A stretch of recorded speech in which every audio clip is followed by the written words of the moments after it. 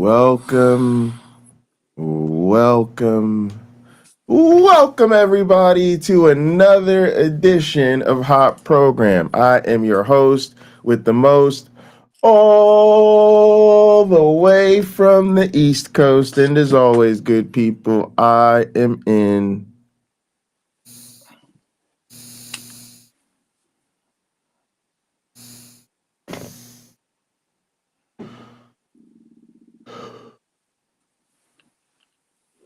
airplane mode. And now a man who hopefully isn't literally your only one black friend. A man who needs no introduction. How you doing today, my one black friend? I'm okay. Just very tired. How about you, Pocket Locker? How are you doing? Same, but I think I'm tired from work and you're tired from baby. I'm tired from the baby, yeah. Yeah. For sure. Yeah. You know, these are those days that all the other parents was warning you about. Yeah, I was told to get plenty of sleep. And I've told my daughter, held her lovely little jiggling self in my arms and said, "You're not having brothers and sisters. This is it. There's no way I want another one. No Wow. way." And it's all your fault. It's totally my fault. That gleam in my eye, gone. Yeah, no, I'm saying it's all her fault. When she grows up and she doesn't have siblings, you're like, yeah, it's all your fault. Yeah. So yeah. We were one and done. Yeah, I was like, I leave behind my truck. Here you go, sweetheart. I leave everything I ever wanted to give my daughter and everything I ever wanted to give a son or anything else you're gonna get to. Keys of the kingdom, sweetheart. Enjoy it. Yeah, it's my hat's off to those people who have like big families, because it can be tough. And my daughter is at that stage where I guess she doesn't know object permanence. So if she can't see another person in the room, she thinks she's alone. Sometimes she's fine with that, but when she's not fine with that, you hear this roar of crying, and I'm like, "What are you crying about?" And I'll stand up, and she'll see me, and she'll stop, and then I'll lay back down or sit back down, and then the crying begins, and I'll stand up. What? Like, I'm right here. There's no diaper change needed. She's not hungry, and I realize, whoa, I probably should play peekaboo with her more, so she gets the idea that someone can still be there even if she doesn't see them. Yeah, you know, I gotta figure out what are the games that can be played with her where she understands that she's not alone. You know, and sometimes music helps. You just put on some music and she's okay, because it sounds like someone's there. Excuse me, I'm thinking that's her baby logic. But, no, that actually makes sense. Mm-hmm. All right, so I don't know how much. So I just saw the clip that we're gonna review. I didn't actually watch it. I don't know how much of it you've seen. I've listened to it. I didn't watch it. It's but it's a woman talking about why deconstructing from evangelical Christianity is so important and so difficult. And I just thought, Jay, you know, everybody, you know, you have such a hardened heart. Everybody thinks you're so far down this road that it's you know, I sometimes feel like I don't know, like I have a challenging opinion, like an unpopular take on things, not just, you know, having deconstructed, but thinking that it's really important for people to do so. And it just felt like, you know, it's like one of them things where it feels better to hear somebody else say it. Yes, it could be. Especially sometimes if it's a more palatable person. You know, I think it's easy to look at a me or Uncle Bobby and be like, oh, they get angry, they rant, they, you know, use adult language, and, you know, there's drinking and smoking and all this type of stuff. And to be honest, I have this issue. I really do have an issue, y'all, where people in my real life find my YouTube presence, and quite often, let's just say it doesn't go well. It's not usually a good thing for me when that happens. But lately, I really had to think about it, and it feels like it says more about the person than it says about me. Because number one, you could hate the aesthetic, but what is there to talk about, right? Like I'm grown, I'm damn near 40. I don't stream when I'm at work. If I want to have a drink or smoke a little 420 in the privacy of my home, where both activities are perfectly legal, like I don't even see why somebody should have something to say about it. And also, I'm a grown ass man, so if I use adult language, I don't know. Last time I checked out, I'm definitely firmly in the adult camp. I'm so much in the adult camp, when I go to buy alcohol, they don't even card me anymore. That's how you know you're grown. Okay, you know you're grown when people's business model that depends on you being of certain age. I'm like, yeah, you're definitely of age. Yeah, I'm not even gonna worry about that one. But no, seriously. So I often feel like when people say that or they attack the channel, like they're not listening.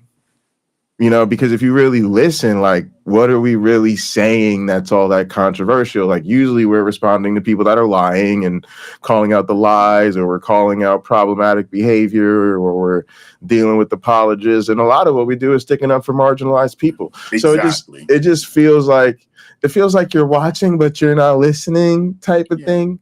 But Jesus would stick up for marginalized people. He would, but I guess maybe with some milder, gentler language. Although I don't really think so. You know, I think that's a fantasy Jesus. You know, the Jesus of the Bible, the fluffy one. The one in the Bible was like, I came to bring not peace but a sword. It's time to go hard. You can't follow me if you're not willing to abandon your own family. Like, he wasn't really as mild as he's often remembered. Those specific examples are based on what the Messiah was supposed to be like from Scripture. So those specific things, dividing families, came to bring a sword, not peace. You know, that's because whoever wrote the Jesus characters were just using the Scriptures to kind of make him seem like, oh, this is the real guy. This is the Messiah we've been waiting for. Only for Jesus not to fulfill prophecy. Yes, at all. Well, which is trick you into believing that he did. You know. Yeah. Matthew's great at it. Yeah. So the game plan is, hopefully this young lady is more mild mannered and acceptable. Oh, she is. Okay, good. Well, at least we got that going for us. Let's go ahead and get ready to jump into it, because I do think it's an important topic. I guess the one thing I want to say as sort of a disclaimer, because I don't know where she lands. I assume she lands agnostic or atheist or whatever. But I do think it's important to put a reminder out there that deconstructing isn't necessarily forcing you to get on the train headed to that destination. Mm-hmm. It's just asking you to get on the train of being willing to examine your own beliefs. Mm-hmm. And obviously, for people to change their beliefs, I think a lot of times that means by necessity they examine their belief, or at least through some path found their beliefs wanting, or else they wouldn't have changed them. But, you know, it's important to remember that that's not where you start. And so deconstructing isn't something for atheists or agnostics or for non-believers or for, you know, people who are doubting. I think it's something everyone should be invited to. To me, actually, especially believers, because believers are the ones whose lives, I believe, are the most impacted by their beliefs. They're the ones who are doing whatever it is they believe their beliefs require them to do. So to me, it's in their best interest too, to just take some time and think through things. Did you have anything else you wanted to say before we tee this up? No, because you haven't seen it, and I've listened to her, so I'll let you go. And you already know what you. I'm looking at AR deconstructing in me the road to Satan. The road to Satan. No, just I'll let you just play it. You're on the highway to hell. All right. I remember where I was sitting when I stopped being a Christian. I remember sitting at my desk. I was working a front desk job when I was in college, and I was reading C.S. Lewis and Ayn Rand, and I was looking at these two very opposing ideologies. And I ended my shift at the front desk, and I remember walking back from where I was working to my residence hall on campus at Missouri State University, and that entire walk, I remember looking around and realizing for the first time in my life that I do not call myself a Christian. And I was looking around and I was like absolutely clueless as to how to even function, because it had been so ingrained in my personality, in my identity, and who I thought I was and what I thought the world was like. Everything broke down, and that is why deconstruction is so goddamn hard. All right, just question. What type of journey did you have, my one black friend? Do you have a moment like this? Were you too young, too old, or what? No, I had a moment. I'm reading the Bible when it happened. I'm not reading outside material. Really? And yeah, I'm reading. I got invested in it to read it start to finish. And as I read over some of the horrible things, I'm like, I don't agree with any of this behavior that I see God doing. The genocides, the commanding making a woman have an abortion that she didn't necessarily want, in Numbers 5. The wars where God is being territorial and taking over other people's land. There was just one thing after another that I philosophically disagreed with. I'm like, not only do I not respect this God, I cannot worship this God. I can't. I don't care how nice Jesus was. And if Jesus was willing to come down and sit in my living room with me and talk things over, he would know, like, I'm not winning this guy over. This guy doesn't want to hurt anybody. This guy certainly doesn't want to steal from people. I don't want what those Israelites want, I suppose. What those Israelites wanted, I suppose. So it's not going to be me. And then I got to the Tower of, I was at the Tower of Babel before that, but at the Tower of Babel, having moved to Los Angeles to be a writer and being an exceeding creative person, I said, this can't be true. This can't be true. This is not a true story. I forgave the metal sky dome in Genesis, right? That's supposed to be surrounding the earth. Sure. I forgave that. They didn't understand what they were looking at. As I've alluded to before, maybe they were looking at maybe the Earth's magnetic field was different back then, and the aurora borealis was over a greater area. So, the magnetic field sort of gave the impression that there's an ocean up there somewhere, maybe lots of blue light. I don't know, right? Yeah, sure. So sure. I think to some degree they were doing the best they could, only to realize there's no way. Isn't it amazing the amount of sane washing we do on our own? It's like, as you're in that journey and you're picking up the little bits and pieces of critical thinking that are helping you realize that those stories can't be true the way they presented. Rather than just rejecting the faith, you fill in the blank. You're like, oh, well, I could see how the ocean does reflect in the sky and looks kind of blue. So maybe there's a dome up there. Like that could have been William said, that could have been a pre-scientific observation. Like, just try to make it. It's like no, they just had a story because they didn't know. Exactly. They didn't know. They didn't know. And I could see what I was reading, how it could be used to control people, because you're telling them the truth is not true. And what you're offering them in exchange is eternal happiness, eternal ease, eternal life in a world for them which might be hard. So a lot of people can't wait for this life to be over so that they can live in the next one and hang out with Jesus and have pizza and pumpkin pie. But that just isn't how things are. I also think it's okay. Go ahead. No, you go. I was just gonna say, I think it's interesting that you had a moment while reading the Bible. She seems to have this, moment. I don't know, walking on campus, sort of reflecting.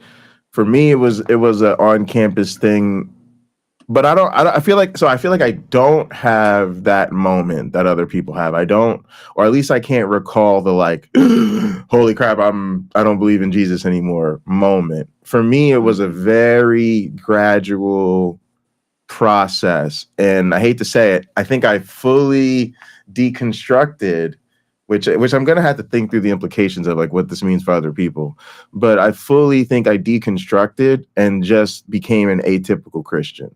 I just was a Christian. I even got as far as I could have taken on mythicism.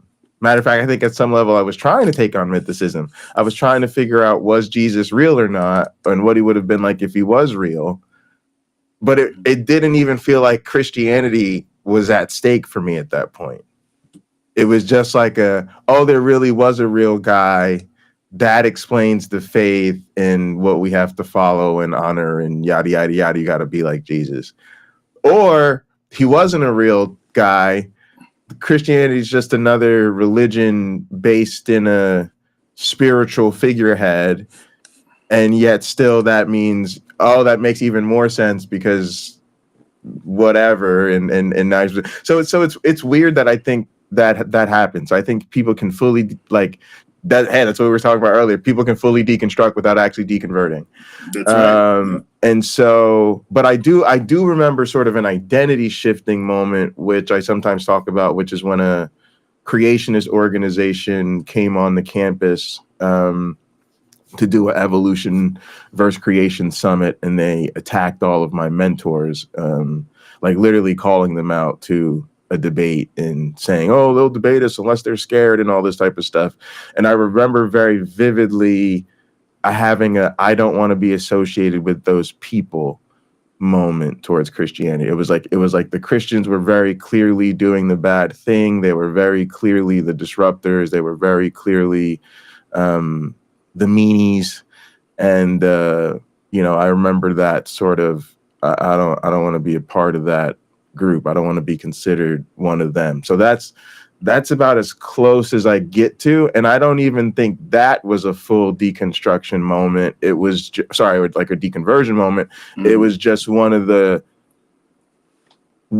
small steps on the road that I actually remember dramatically, I guess you could say.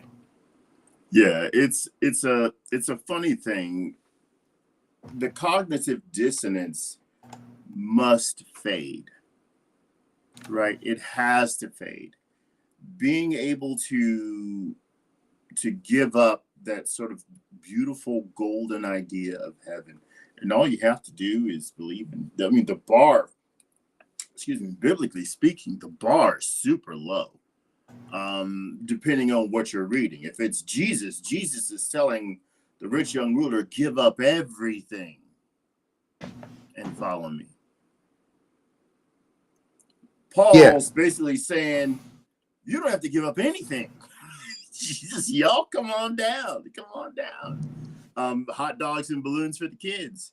That's his Christianity versus Jesus's Christianity, which is asking you to do something very radical, other than just donate all your stuff to the communist collective and believe. Right. That's more what you get from the epistles and stuff like that in Acts in the New Testament, right? That's their Christianity.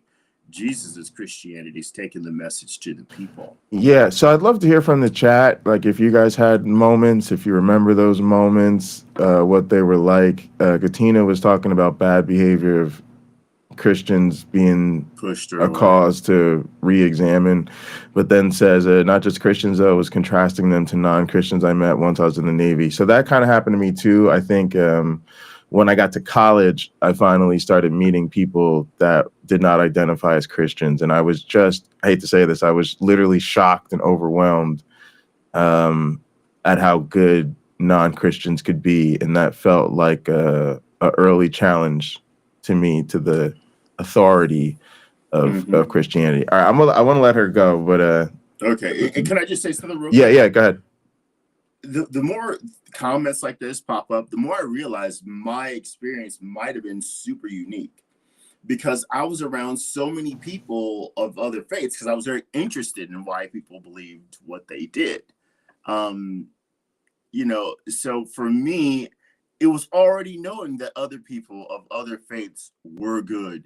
I knew people who were Muslim as well. I didn't go to the mosque, but you know, I worked with a guy that was a Muslim. So for me, it wasn't like, oh, they're bad or anything. I didn't have that impression at all. No, I knew we said that, but I didn't really know a lot of people. In particular, like my best friend in college was an atheist. Like my best friend from like day one, like off rip. And I remember that, like, you know, we're in college, there's a lot of temptation, there's a lot going on, and we like to party and have a good time. But he was the guy that, like, for me, he did the crazy stuff with me that I thought only Christians would do. For instance, like, you know, we like to party with a lot of girls, but every once in a while we would be partying with a girl or notice a girl really had too much to drink, stumbling home or whatever, and we would just walk her home. Just walk her home, and that's it. Like, glad you're home, see you later. Like, no follow up, no further questions, nothing to sequester or anything like that. And I remember being like, damn, bro, because to me it was obvious I do these things because I'm a Christian. Jesus is up there watching me. He gonna be like, Jay, you went to that frat party and you walked that young lady home and you ain't try to get the number, you ain't try to get nothing, you ain't try to do nothing. I'm proud of you, Jay. That's a good, I raised you a good Christian man to go to that college and do stuff like that. And Zach would do the same, he right there doing it with me. I'm like, bro, you an atheist, I don't understand. Like, so that's that. I know it sounds silly now because I'm much older and have a different experience, but at the time in my life, that's where my head was at. Yeah. Yeah. Well, it's looking like we're gonna have to move. I don't know if we're gonna have to sell the house, but we're definitely gonna have to move. Not definitely, like 90%, but likely. Our easiest option is Texas. If I don't get the job in Indiana, that's where we're headed. I kind of would be excited for a cultural shift where people were always asking me, where y'all go to church? Sundays at 12:30 Pacific time. I mean, sorry, East Coast time. Yeah, I'm part of an online ministry. Yeah. I'm in ministry myself. Yeah. Oh, that's lovely. Where do you preach? I don't really preach. I teach. Yeah. You know, we have a healing ministry here at Hot Program. Hey now. Do you lay on hands? No, I lay on logic. That's pretty. Wow, that's a good one actually. I feel like that's a good t-shirt. Let's play it. Let's see what I'm excited about this. All right. Because it's not just about applying rational arguments. It's not even just about using empathy to allow yourself to see beyond how Christian dogma has maybe had innocent origins, but now it is being used to keep people disempowered, to keep people in this savior worshiping mentality so that they're looking at Donald Trump in the White House as the ultimate savior of Christian values. And, you know, his proclaimed fight against secularism and modernity speaks to these Christian constituents as a way to keep reinforcing the beliefs that they have personally identified with on such a fundamental level, most often since they were children. And everyone wants to be validated. We're social creatures. We are biologically engineered to want to belong to a tribe, to want to belong to each other, to these communities. And so when we have this savior-like figure who uses preacher rhetoric to say in the White House, like, I will make America great again, I will save us from secularism and modernity, I will protect Christian values, like, of course, these believers who have been conditioned, who have been primed to believe in savior figures, to believe that someone outside of themselves can save them and atone for their wrongdoings and make sure that they have a good place both here and in heaven, like, of course they are going to worship that person as if it is a cult. Look, I don't think that every Christian is ignorant. I don't think that every Christian is Is this just her highlight reel? Is this just the intro? Highlight reel to what's coming up? She has another video where she goes more in depth about her deconversion and her story. So this kind of is a bit of a highlight reel. Again, I didn't watch it. I listened to her. So I don't know if this is clips. I know another video began to play where she's more in depth. Okay, I'll say this. A lot of the observations we make are really good, but it's time, I think, for us to really take them seriously and kind of switch up. So to me, she is really on something. I think a lot of us have identified the same thing, which is the tribalism. And I do see this all as very tribal, and I think that that's where people at. It's like what I mean when I say Christians just want to be Christians. They don't really care if it's true or not. They've decided dogmatically that this is what they're associated with. You know, they want to wear the jersey. This is their team. And they have signed what I consider to be a death pact with Jesus. And I think she's going to get into that a little bit, because that's what happens when you're talking about Trump. It's like a lot of us are shocked. You shouldn't be shocked. These people have literally told you in their death pact with Jesus that they're willing to forsake this life. They're willing to forsake this planet. And it's a little bit silly, I think, of the rest of us to keep ushering them in to the process of trying to steward this planet and this life. I know this sounds cruel, but yeah, I'm literally saying these people maybe don't deserve a seat at the table currently. And the thing that's so fascinating too is, like, you know, I'm learning a little bit more about tribal cultures and tribal societies. People don't question the tribal core. Like, it's a thing you don't debate. It's a thing you don't bring up. So at some point, I wonder how much fruitfulness there is in a lot of the debates and conversations we have, because at some point I kind of get to a point where I'm like, no. We need to play this thing out, like, I hate to say it, like tribal differences. And you're not going to try to convert the other tribe to your tribe. That's just not going to happen. That's not how the game works. You know, it's they're trying to establish themselves, their culture, their ways, their traditions. Essentially, they want to dominate. And if you don't want to be dominated by them, you need to fend them off and establish your own power and autonomy. Are people going to be siphoned off here and there around the margins? Sure. But I think that that's what we really need to focus on. Is, I think, when Christianity is no longer the dominant tribe, and maybe I'm hoping that that happens socially even before it happens, say, politically or economically. Again, when it's just not cute anymore, I think that'll go a long way. I love Jesus, America, and the Dallas Cowboys. That was literally me coming up, and still love the Dallas Cowboys, guess I could say.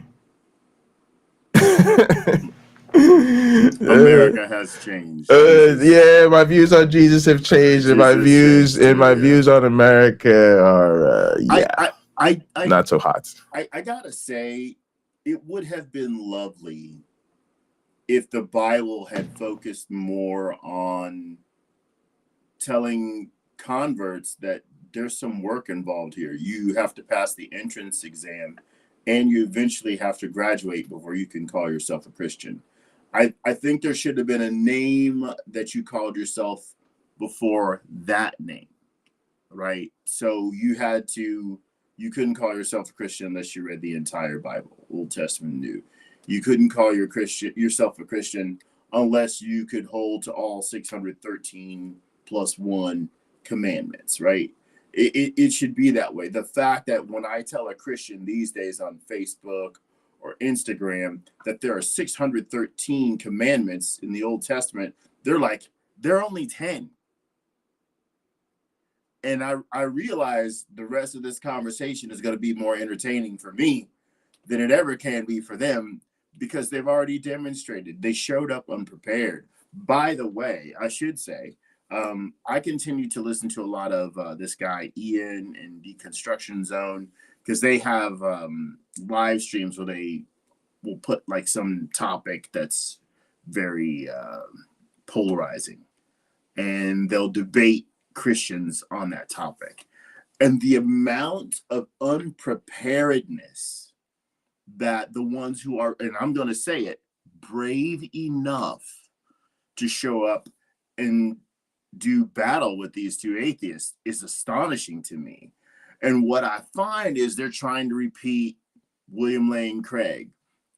They're trying to repeat Darth Dawkins. They're trying to repeat Sean McDowell. They're trying to repeat other Christian apologists.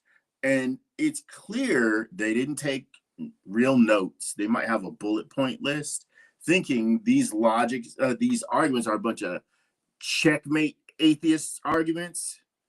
Well, look, I'll agree. You debated them. Kent Hovind might sound extremely convincing if Christianity is what you've always believed and you don't want to believe anything else. Same with Ken Ham. Same with what's that guy? Inspiring Philosophy. If you don't want to believe anything else, great. They're probably fantastic people to listen to and maybe grow in your faith with. And if that's your goal, you're gonna probably do it. But when you put that up to somebody who knows more than you, you learn the weaknesses of those arguments, and you could hear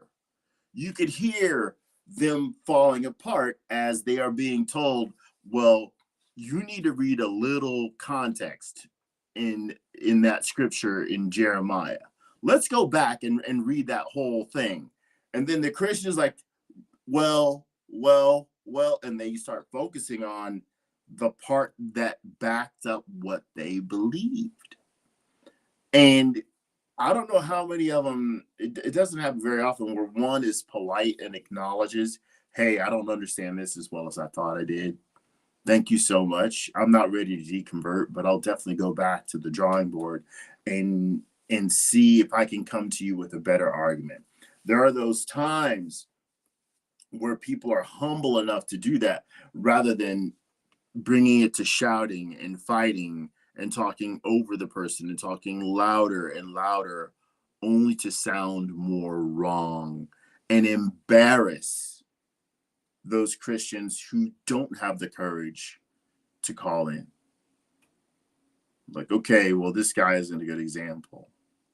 Yeah. I wish we've all heard it. I wish you only talk to the weak Christians. If you should talk to ministers, you should talk to a seasoned professional, and you should talk to this guy over there. Well, that guy over there doesn't want to talk to us, because that guy over there knows we already have rebuttals to his arguments, and he doesn't want to lose his status. There's no way. You hear that criticism of boxers, right? Somebody will show you a boxer from like the 1940s or 50s and how this guy had all these fights. Then they'll show you a new boxer who's had a fraction of those fights, but it's the flavor of the month because he's undefeated, or because he's awesome, or because he made so much money or whatever.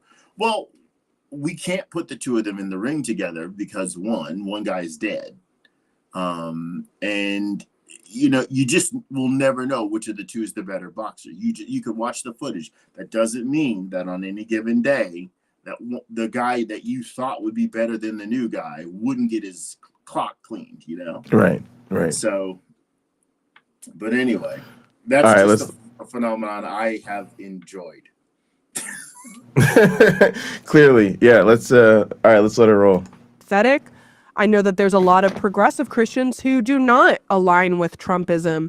I know that there are a lot of progressive Christians who are basically a Christian only in name and, are pro-LGBTQ and pro-immigrants and all of these human rights initiatives that, hey, guess what? The Jesus in the Bible kind of was. I will give progressive Christians that.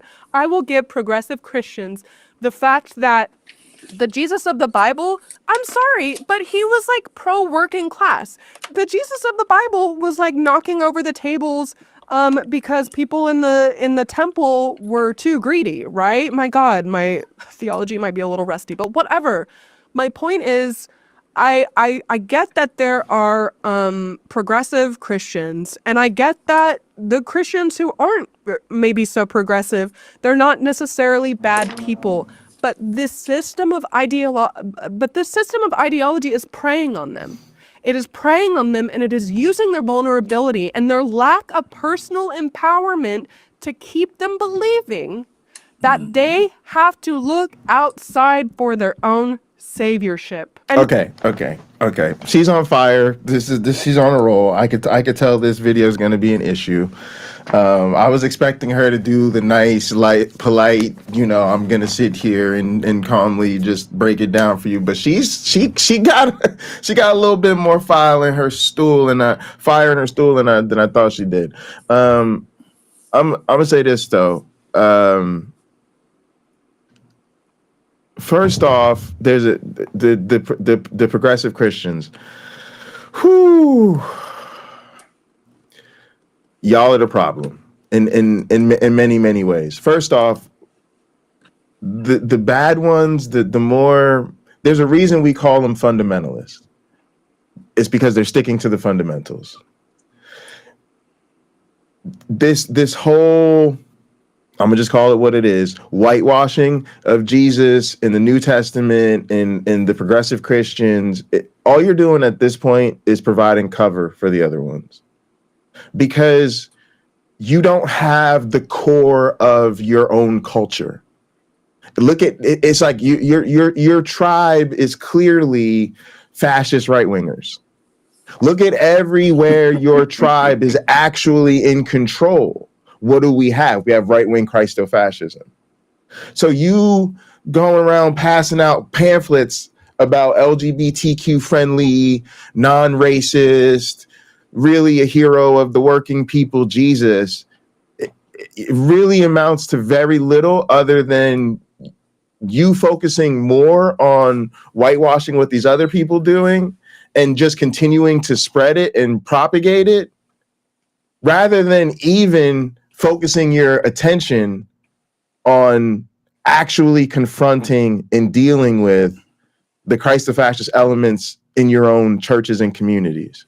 Can I jump on that real quick? Yeah. And I'm gonna just say real quickly that part of the reason they won't do that is because they know they can't win that fight. Go ahead. To dovetail what you said, where's the outrage with ministers, not just in the Catholic Church?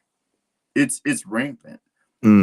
Abusing people, children, adults, males, females in their churches. The physical abuse, right? The sexual stuff.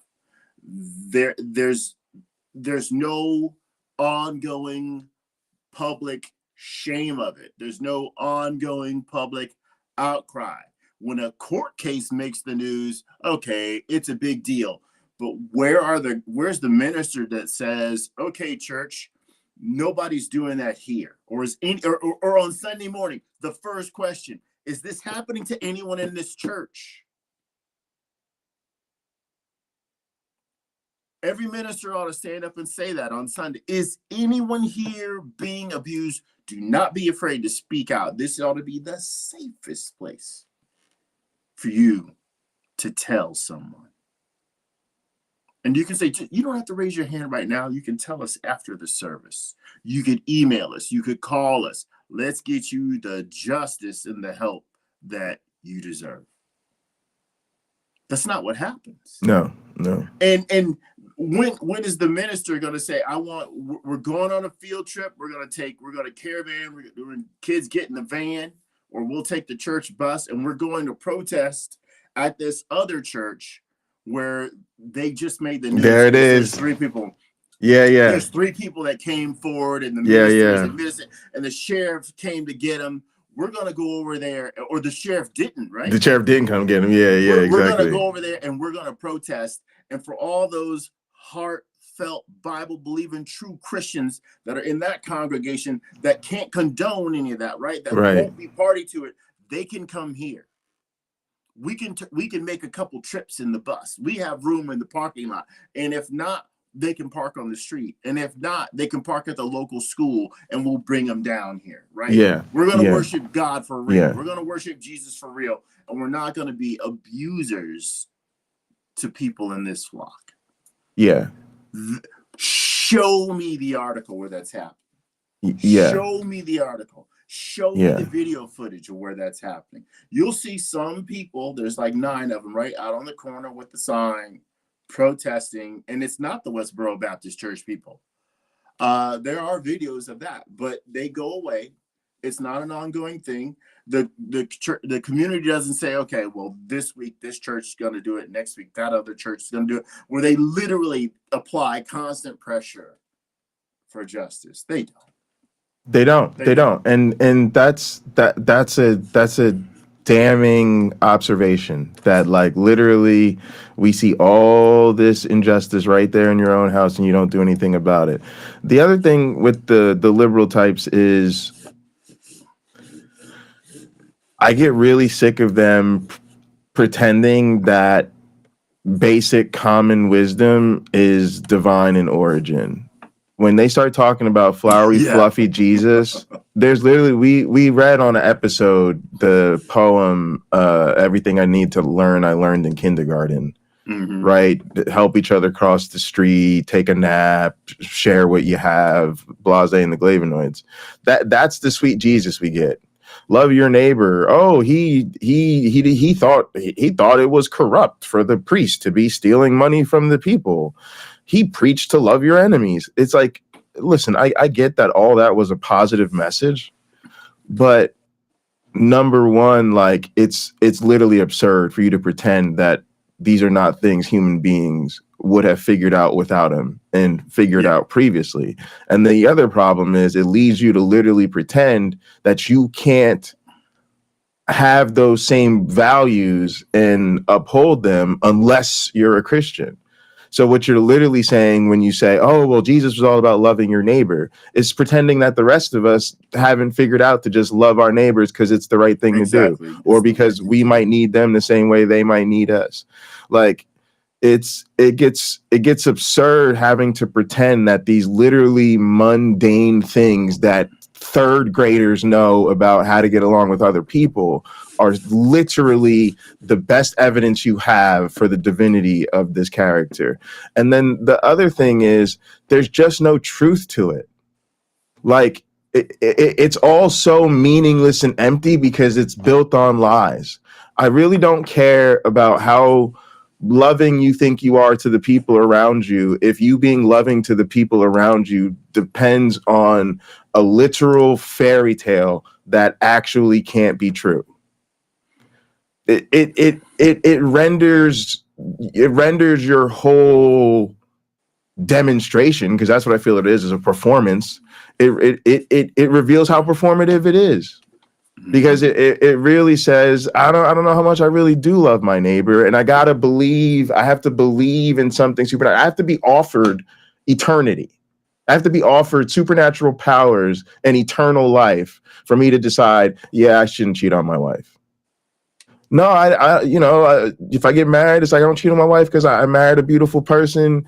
We decided monogamy was what we were going to do together. We signed on the dotted line. We made the commitments in front of friends and families. We exchanged the rings. Now let's do the damn thing.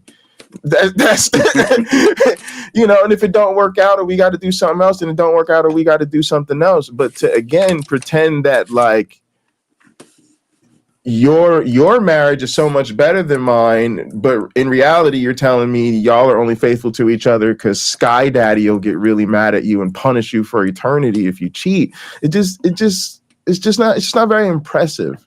No. So I wish they thought through that more. And like I said, you really just end up being the PR team for the bad guys. I mean this sincerely. It's like the KKK people who were there for the milk and cookies. No, I don't really hate black people. No, think about it seriously though. I don't really hate black people. I'm just here for the sense of community, and it gives me a strong identity. And there really isn't a lot to do around here on a Friday night. And before I was nobody, but now I'm an intern in the governor's office, right? Like there's so many people who are part of any organization for the sense of community and belonging and blah blah blah blah blah. That doesn't change the fact that the group overall is destructive and problematic. And that's where we're kind of at right now. Over, I don't remember what the numbers are, but it's always 70 plus, 80 plus % of Christians vote for Trump. They literally voted for this Christo-fascist agenda. Every single step of the fight for equality and civil rights has, at least in this country over here in the United States, been against the fundamental weight of Christians. It was Christians who didn't want women to have equal rights and had to fight that fight against. It was largely Christians who we had to fight against to end slavery and to end segregation and Jim Crow and fight for a woman's reproductive rights and fight for marriage equality. And the list goes on and on and on. Imagine how good the world would really be if Christians, by and large, were like the communist Jesus they keep selectively reading the Bible for. Because literally because even if you filtered out just the red letters, if you went to the Bible bookstore and said, give me the special version of the Bible, I don't want the Old Testament, the New Testament, the Apocrypha, the Postocrypha, none of that. Just give me the straight up red letters. And you just sat there and buy, if you guys don't know what I mean, red letters is like when you go to read a physical Bible. They used to print the Bibles in paper and you used to go to a bookstore and buy one. Right? Yeah. The letters of Jesus were always in red. That way you knew. In some editions. It had to be a red letter edition, but a lot of American Bibles are red letter editions. And that means the words of Jesus are red. So you're very clear when Jesus is speaking. Okay. So if you just took out everything else but left the red letters, but you actually read all the red letters, you'll realize Jesus was kind of a weird jerk, miracle working, faith healing con artist. And he said some really quite disturbing things. But go ahead and keep pretending it's this Jesus, meek and mild. My point is it just doesn't work because we see what your group is doing. And your group isn't doing that. If your group actually did that in America, can you guys imagine what the minimum wage would be? Imagine if Christians were like, yeah, we need to make sure the working person is good to go, and we need to actually exercise class consciousness, and we're gonna go into the temples and throw over the money changers, aka we're gonna tax the billionaires. Yo, let me, it's Sunday afternoon. Can we keep it all the way real today? Y'all, let's keep it all the way real today. This week in America in the news was literally Congress voting on tax reform. The Democrats proposed, remember that's the godless left that hates they wanted a tax bill that provided tax relief or continued to provide tax relief for everyone in the country making less than $400,000 a year. Real ass people with jobs, most of us. Every Republican voted no. They wanted to pass tax increases on people making like over $400,000 a year. Every Republican voted no. What about taxes on those making over $1 million? Every Republican voted no. What about taxes on people who are worth over $1 billion? Every Republican voted no. So just quit. Just stop pretending that you represent this socialist, super nice, I want everyone to have everything Jesus who wants to save the world and make sure there are no hungry children, and he hates the elite, so he's turning over the money. Like, I'm just so tired of it. Sorry, It's okay. I'm getting riled up. It's okay. Again, I'm sure people have been saying it for nearly 2,000 years. I wish Jesus would come back. Come on back, Jesus. Come on back. Again, this is one of the 2 spare bedrooms I have in this home. And while I still have this home, he's welcome to stay here free of charge. Right? He can stay here free of charge. I'll loan him a bicycle if he needs to get around and doesn't have a car. In fact, I'll loan him a car. He can help me fix my truck and I'll give him a Prius. But it's not happening. It's not happening. I remember something JFK said: on this earth, God's work must be our own. Now, as an atheist, I don't know if he was a Christian or not. I heard he was Catholic. I don't know if he was a practicing Catholic. Again, if he just wore the Catholic jersey, Kennedy, Catholic, Jesus on the patch on the side on the sleeve. I don't know. But think about that. God's work must be our own. The family that's starving, you feed them. Don't wait for God to do it. Get off your butt and you feed them. We have a neighbor. He's probably pretty well off. I don't know. He's considering what he used to do for a living, he's okay. And I know one of his kids is super wealthy. But when my wife makes beans, he's like 92 years old, 93. When my wife makes beans in her Cuban way, I'll bring some over to him. Well, he has some issues with his health to where if I made the beans the way I make them, he wouldn't eat them. Like they'd be just too rough on his system. But the way she makes them is like he could eat that all day. And so we just go ahead and share. I bet he's got more than I do right now, but we just go ahead and share anyway because we know it's a gesture of value to him. He gets something out of it. My neighbor came over we had some questions about the baby. Our neighbor came over and she was here over an hour going over different things and letting us know, like, okay, here's some stuff you need to be aware of too, as your little one is growing and developing and all that stuff. Her husband could have come over. He's in the fire department and he's been a paramedic as well. I could call on so many people who would stand up and say, I'm coming right over. My neighbor Vic, he's going to help me on that truck. Dude, let's schedule a time. I'll come over. I'll help you. He's a freaking mechanic. He doesn't want money. He just wants to help. There's so much of that already. And I don't know how much of it depends on people being Christ-like, right? It's just people being great. People being great to each other. The world has so much of that.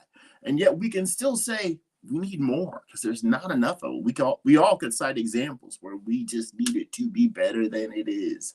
And we do. But to give the credit to Marjorie Taylor Greene, you're out of your freaking mind. That's not what she's about. But she'll say she's a Christian. And Lauren Boebert, right? You're out of your freaking mind. Donald Trump, you're out of your mind. Those people are not Christians. Jesus would find, like, who are these people? And he would be like Will Smith, keep my name out your mouth, keep my wife's name out your mouth. He'd be saying that. Stop, dude, stop telling people you know me. You don't.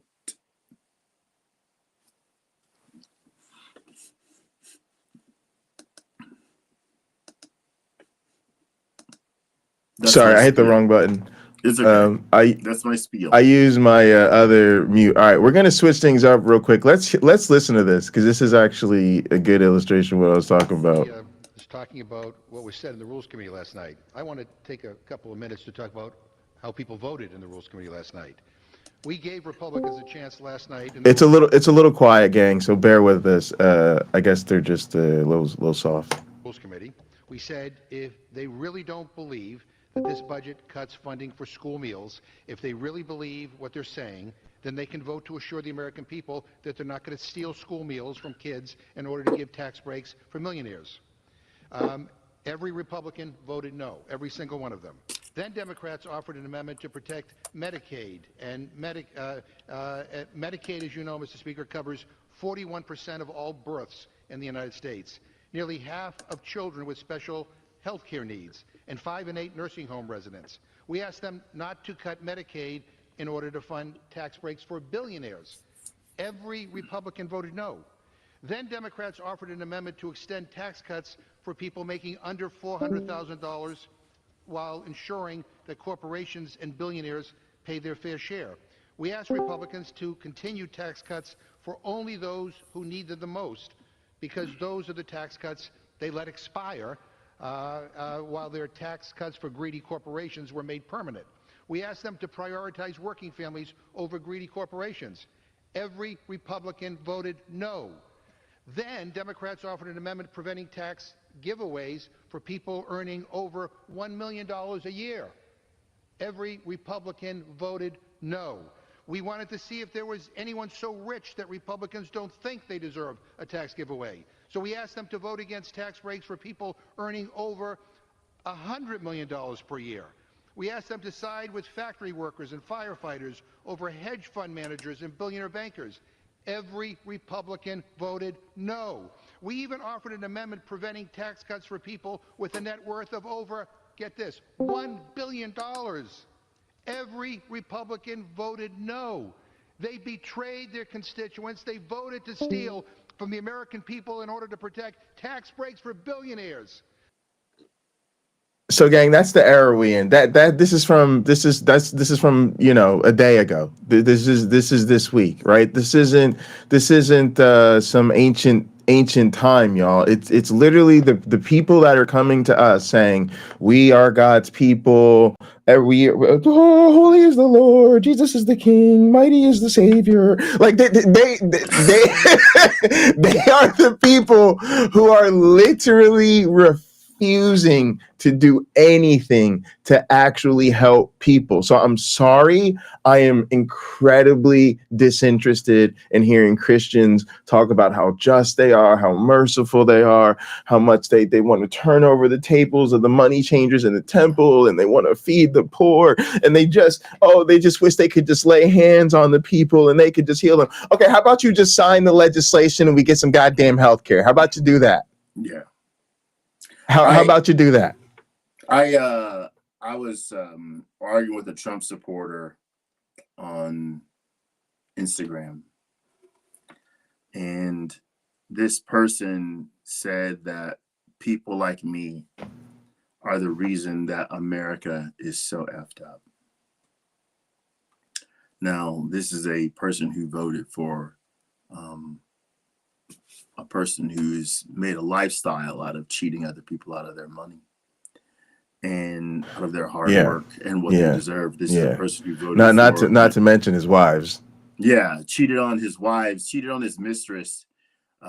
This is who they're supporting. And I don't know how to look up what my response to her was, but somebody put applause there, and my response was basically what I'm about to say.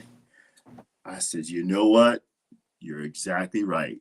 People like me are the reason the country is so effed up. I have the talent. I have connections. I have ideas that would advance the country and make it a better place. And I just went on and on about this. And I said, but I choose my comfort over serving my country in that capacity. I will sit back and watch them screw you over as you vote against your own interests instead of standing up for you. And just went on and on. That's all I said. It's just like 3 paragraphs. And I ended by saying, yes, people like me are the reason the country is so effed up, because we don't run for office to change things. I let those Republicans muck it up. I'm not standing up to show them a better way, nor am I standing up to show the Democrats a better way, right? I give many of them my votes. When I agree with them, they get my votes. But I have a healthcare plan. I talk to doctors to see, hey, how feasible is this? And could we pay you this way? And what are some I have some ideas of incentives that we can do. And they were looking at me like, what you're saying, Grace Catherine, that's that chick's name. What you're saying makes sense. What you're saying makes sense. How many people replied? Let's see, 70. Okay, so it's getting some accolades on Instagram. There's some people who actually read some, if not all, of what I said. So if you want to make a positive difference, right, for the masses, you can. You can. I have 2 brothers right now, just in my own family. I have 2 brothers that could purchase my home with cash and never miss the money. My brother complained to me, one of my brothers complained to me how much he paid in taxes one year. It was enough, almost enough to purchase my house for the value it had when I bought it. In taxes. He complained. How nice to do so well, right? Now, he's not stingy.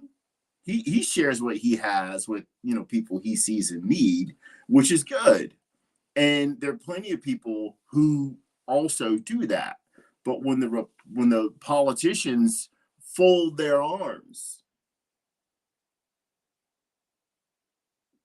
and neglect their duty to say, we could use that tax revenue, because there's some deficiencies in our society that money would pay for.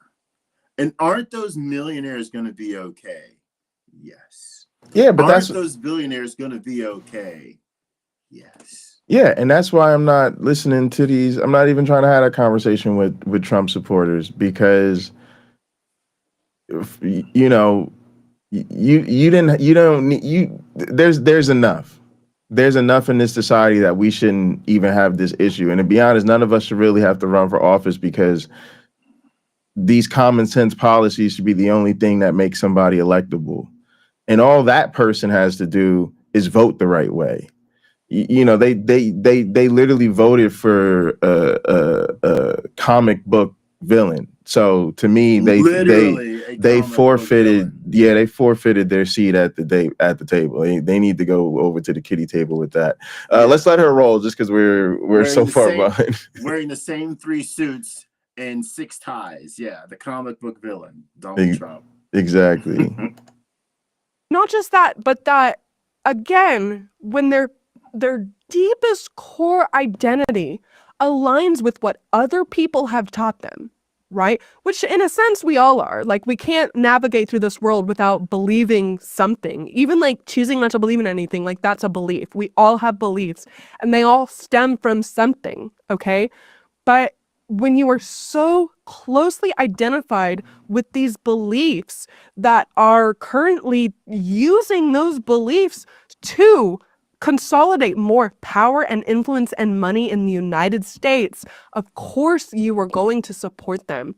And so what I'm trying to get across to you right now is that when I left the Christian faith, it was absolutely the most intense experience of my life Mm. because I had deconstructed every part of my identity, what I wear, who I thought I was, what happened after I die. Like, again, it was like these huge important questions, like whether or not there's a God, and also should I dress more modest still, right? Like, why am I brushing my teeth? Like, I had aligned everything with my Christian ideology. Mm.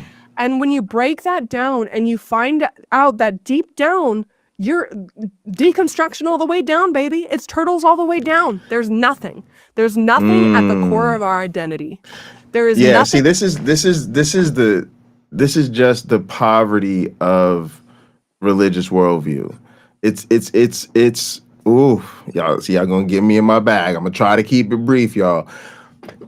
Take mental health seriously, y'all. I'm a neurodivergent person, and we've literally learned so much about life that we can say, like, yo, people struggle because this brain, body, environment, tribe, society interaction shit is complicated as hell, and shit often gets off track.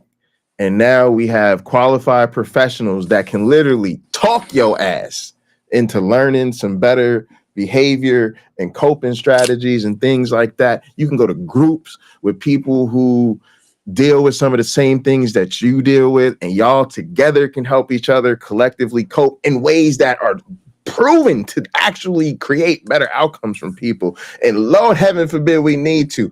Oh yes, we can write you a script and hook you up with that good medication. Okay, so that's all wonderful.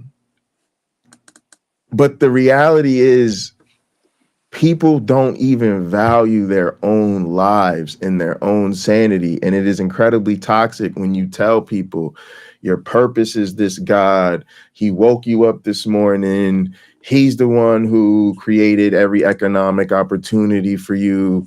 The only time it's okay to feel pleasure in your own body is if it's in the way he preordained for you before the universe was formed, on and on and on, y'all. It's just that's incredibly,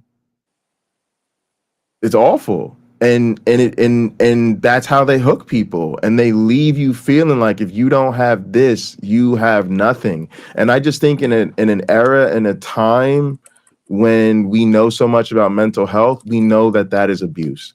We know that is incredibly toxic. We know that it is going to lead people to a dark and dangerous place. And on top of that, there's no truth to any of it. We are letting people destroy people's lives with these fairy tales. So yeah, I'm glad she spoke on that. Did you have something you want to add before we let her keep going? I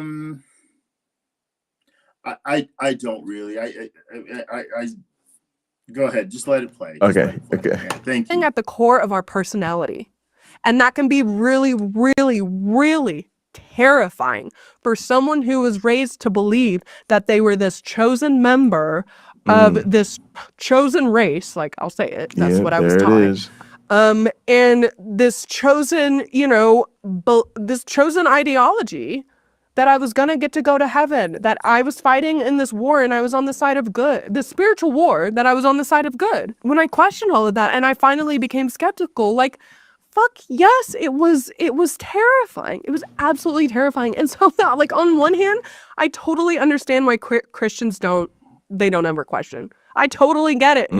I always say about my process of deconstruction and about how, I went through this really wild ordeal and it was very lonely.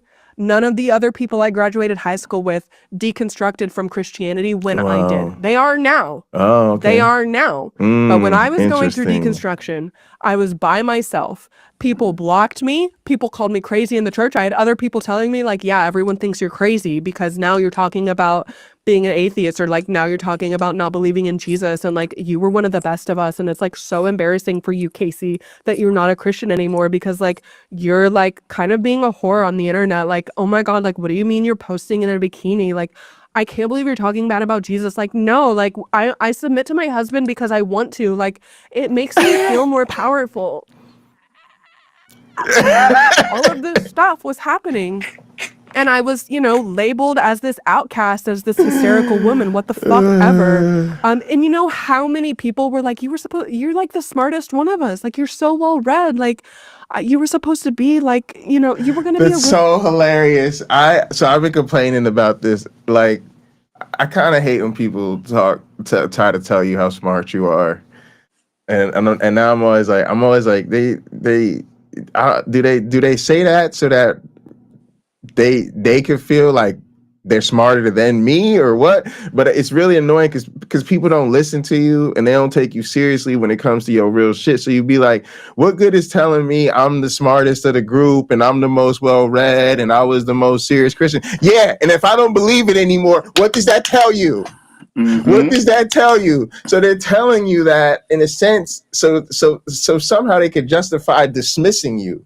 Like, yeah, you were so smart, and rather than them going like, yeah, so maybe there's something here we need to talk about. They're like, exactly. And that's why you crazy. What's wrong with you?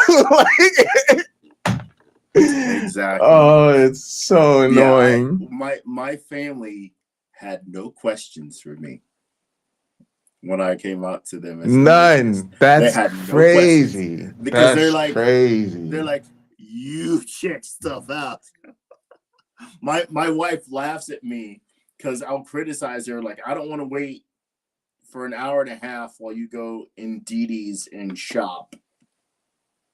And she goes, yeah, but when you're buying something for your truck, you'll look for hours. I'm like, yeah, because I'm not using anybody else's time, just my time. So right. I'll compare if I'm looking for suspension. I did this on my truck. I'm looking for rear suspension. I probably spent about 16 hours of time looking at different websites, reading what they have to offer, trying to understand what would work best for what I'm trying to do. 16 hours versus her being in DD's for 2 hours to come out with $140 worth of stuff, right? Right. So it's a big difference. I'm checking it out. Well, when I converted to Christianity as an adult, not my childhood version of Christianity where I just went to church and my mom told me, believe in God because people told me, I wasn't so invested as I was the way I looked into buying things for my truck. I was like, well, I don't want to go to hell. I'll believe it. Sounds good. Tears streaming down my face. Wow, Jesus died for me. Oh, you had the tears and everything? Oh, man. Oh, Jay. Oh, you had the tears? They had you breaking down in the sanctuary? It was this, my one black friend. They had you think about what Jesus had done for you? Oh my man. Gosh, the death on the cross. Oh, man, they got him, y'all. It was powerful. Later got baptized in the ocean, my friend's family was there and some other people from church was there, and it was a happy day. My brother Rick saying, see, it's an outward sign of an inward commitment. All this praise for me going through that process and getting into it. And yet, you heard me say earlier today, there ought to be a name for that isn't Christian. Yeah, neophyte or something. I hadn't read the whole Bible. I hadn't read the whole New Testament. I couldn't pass any sort of test on biblical knowledge at that point. I didn't have. I just was new. Baby Christian was the term. But if we could apply that baby Christian term and come up with a set of criteria that makes someone fit in there, like it's based on what you know. Not how long you've been in it. What do you actually know? Most Christians, I would argue, are baby Christians. You have almost no biblical knowledge. No, they don't. They don't. No. They should. They should. If you knew, you wouldn't be a Christian. That's I'm firmly committed to that. If you looked into it, you wouldn't buy into it. Mm-hmm. So I don't know. All right, let's let her go. That was awesome though. I know they got you like that. Wife, that was the ultimate icing on the fucking cake. On the night of my graduation, when I gave the best speech that school had ever seen, I got a standing ovation. I made people cry, made people laugh. In my valedictorian speech, it was talked about for years later. It was quoted the year after. I don't fucking care how braggadocious I sound right now. Like, it was such a good fucking speech. Do you know what I was told multiple times by the coaches and the pastors of that church that night? They looked at me and they said, "You're gonna make a great pastor's wife." Watch me. Anyway, I was very much an outcast when I started walking away from deconstruction. It was very lonely. I think it's great now that a lot of the people I graduated with are calling me up, or texting me, or messaging me and saying, "Hey, you know, after all of these years, like, I'm actually deconstructing too. Like, I'm actually questioning the Christian church and the way that we were raised." I have so many people messaging me that now, and I am so happy that a lot of us are finding our sense of empowerment. There is a part of me that's always going to be like, okay, where were you 10 years ago? Because I was like really lonely. You guys are, when like, I so mean. needed you. But super glad you're here now. But anyway, all of that aside, like, it was such a lonely process, and it was so scary, and I was directionless, and I went straight to like addiction. Well, I went straight to alcoholism and, you know, drugs and partying and the whole thing. And I regret none of my 20s. I loved my ratchet years, loved that for me. And no, like, you know, it's a rite of passage. I fully embody, you know, embrace that. It's just, I look around me and I see okay, there's so much there. Okay, so one of the things I think is really interesting is that Christianity doesn't actually, religion in general, they don't actually develop people, because they're not true, and they're based on a bunch of nonsense. And when you realize that, this is why the whole, like, foundation of your identity thing is so problematic.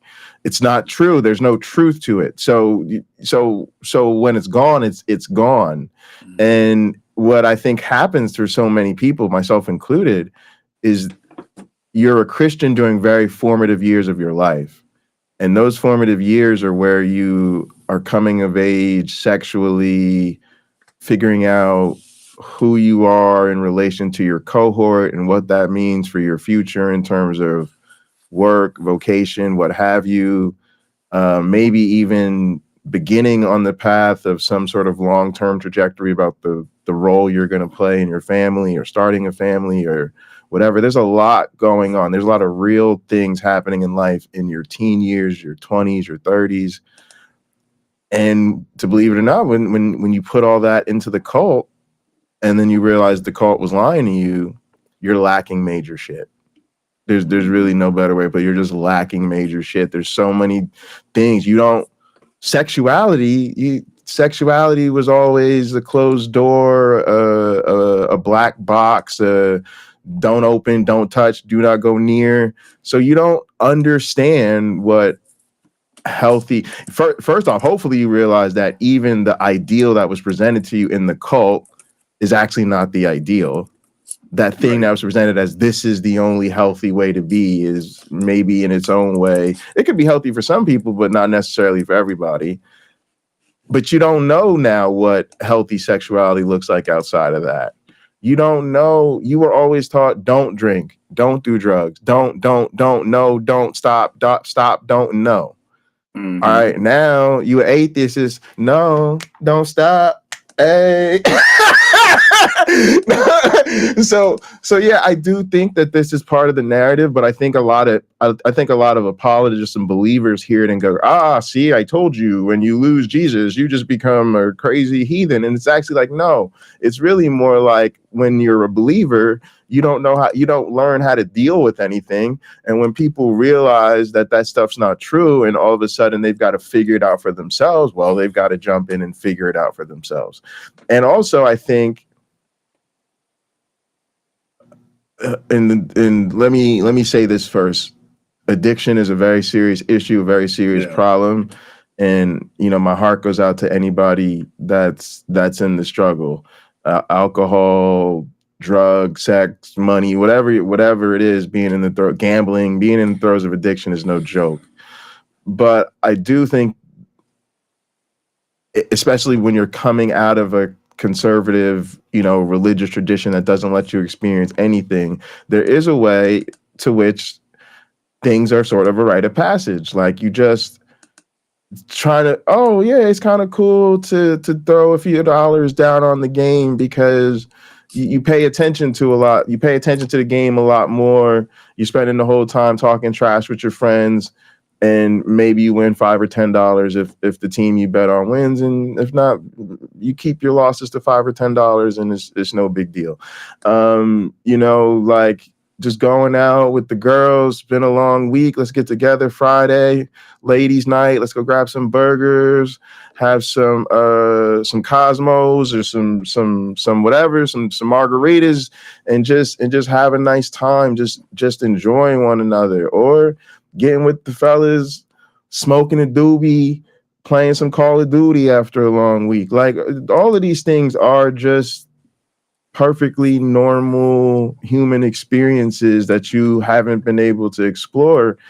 And yeah, I think people should like get with that. Like it's all good. Like you're just trying to figure out who you are in relation to these things and who you are. What do you like? What do you not like? What works for you? What doesn't work for you? And yeah, if things get out of hand, then you need help, and you can get help.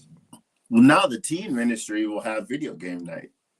You can get your bring over their they consoles. do. I mean, I used to work at a church, and we had a lot of teen programming, and yeah, you're trying to take whatever they're getting out there on the streets in their own communities and give it to them in the church, the youth center, the computers, the video games, the sports, taking them on trips, whatever it is, because you're trying to keep them. You're literally just trying to keep them fully invested in the church. Yeah. These Christians who Go are ahead. Yeah. I want to read Christopher Tablante's Sure. comment. I'll admit I treated an atheist. I remember. Okay, that one. Yeah. Once when I was a Christian and 12, but I was also raised to believe atheist meant literally baby eating devil worshiper. Now, I suppose something on that order of the vilification of others, not simply atheists, but others, is rampant for some families, right? It's how you get your kid to never cross any certain line. Right. It's how you get them like, oh, they're not, my child's not changing her mind. Right. My child's not going to be like this lady in the video. Oh, no.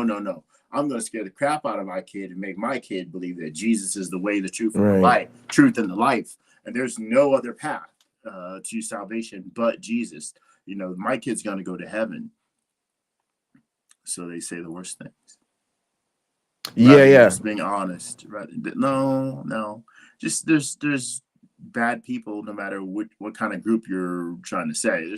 There's bad people, no matter how you're going to parse groups of people.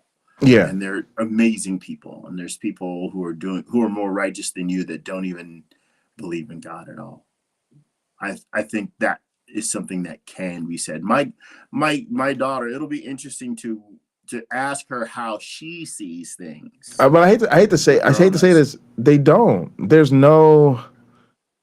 I think being honest about Christianity and what it needs. It has needs. You know, it's a meme. It's a cult. Like it's gonna look after its own self and its own propagation. It can't concede the morality of non-believers. Fundamentally cannot. That's the whole deal is you got to be good for this God, and only through believing and following this God can you be good. If I concede, you can be good to go in some way, shape, or form without this God. Now, a person can come to that realization. That's what happened to me in college. What happens to many people as you meet people who think differently than you do. But I don't know that can ever be the message. The message can be they appear to be good, or they do good things, they do good works, right? But there's usually and I say this because I really do feel that most religions, to me as a non-believer, they're hate groups, and and believers really struggle with this. But there's always the demand of devotion and dedication to your deity. And literally that comes with the assumption that those who are not in line with your beliefs are undeserving of the rewards of doing so. And in most cases, you literally believe that that means like a good life in the sense of blessings or not being blessed by your God, and certainly dire eternal consequences. And it really gets annoying for people to not cover the basics. And if you read most religious texts, they have beef with certain groups, beefs with other tribes, beefs over land, beefs over women. But overall, nobody gets rebuked as thoroughly or as consistently as non-believers, blasphemers, and quote unquote enemies of God. And it's very weird to like have been a serious Christian and now not be, and remember exactly what it says about non-believers. And of course, being able to just Google these things or look it up and or read the book and, you know, remind myself immediately. And then for Christians to just be so bewildered at the concept that their belief system discriminates against non-believers. It's so right there, but it's what it really is they're upset that I have the audacity to say it. Right. Yeah. It's so often we've heard that expression, nothing offends people more than the truth. Yeah. they don't Yeah, like exactly. I think one of the reasons that is the investment in time. A person may have spent months, years, decades believing this or that, only to learn in a single moment that they've been doing it wrong, and that I love quoting Gary Habermas.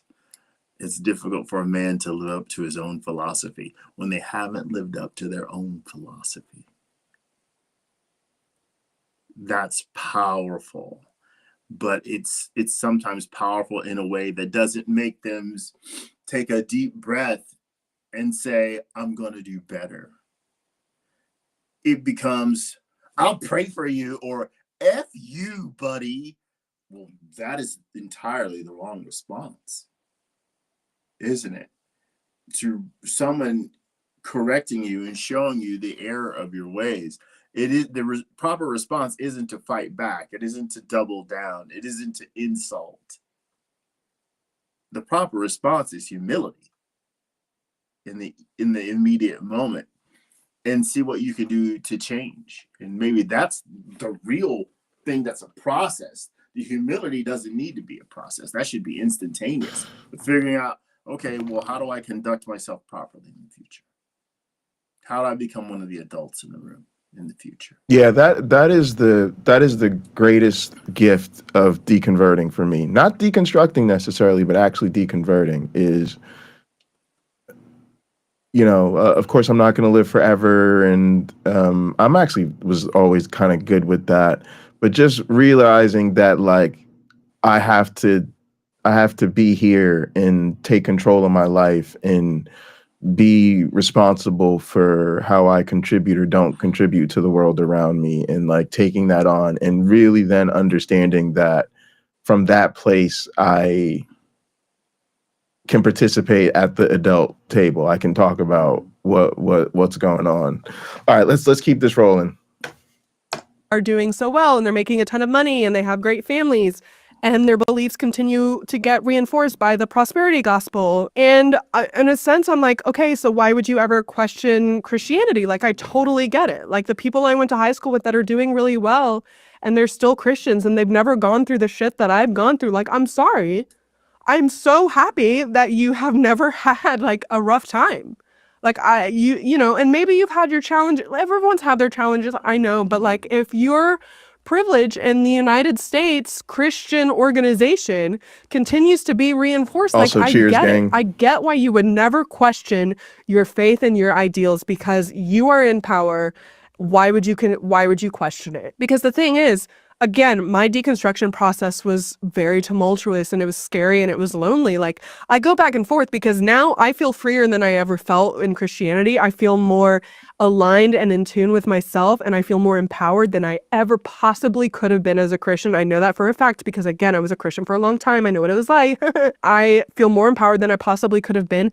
But like, there's a part of me that's like, I wish that I could share this wisdom with everyone. I wish everyone could feel this empowerment and this sense of peace in knowing that I'm totally good with a secular atheist version of spirituality without the need for any kind of religious dogma. I wish I could transfer this peace and since this sense of fulfillment and security on these other people. Y'all know I hit pause the tape because I heard spiritual. I keyed in on that too. But I also kind of, in a way, I took it in the mundane sense. I didn't take it in like the technical sense of like a new religion or belief in this the supernatural necessarily.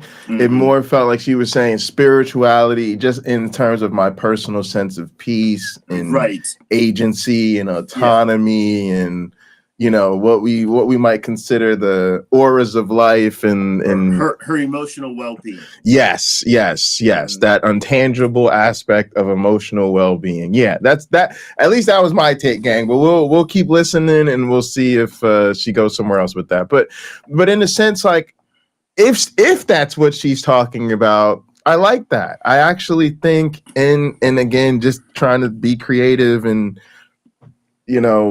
deal with different perspectives, maybe there is some value to us seeing if there's a way we can talk about spirituality where, for me, it might be a mundane phenomenon. And when I say mundane, gang, it's not necessarily like boring or uninteresting. I mean ordinary. I just mean like it's something you could.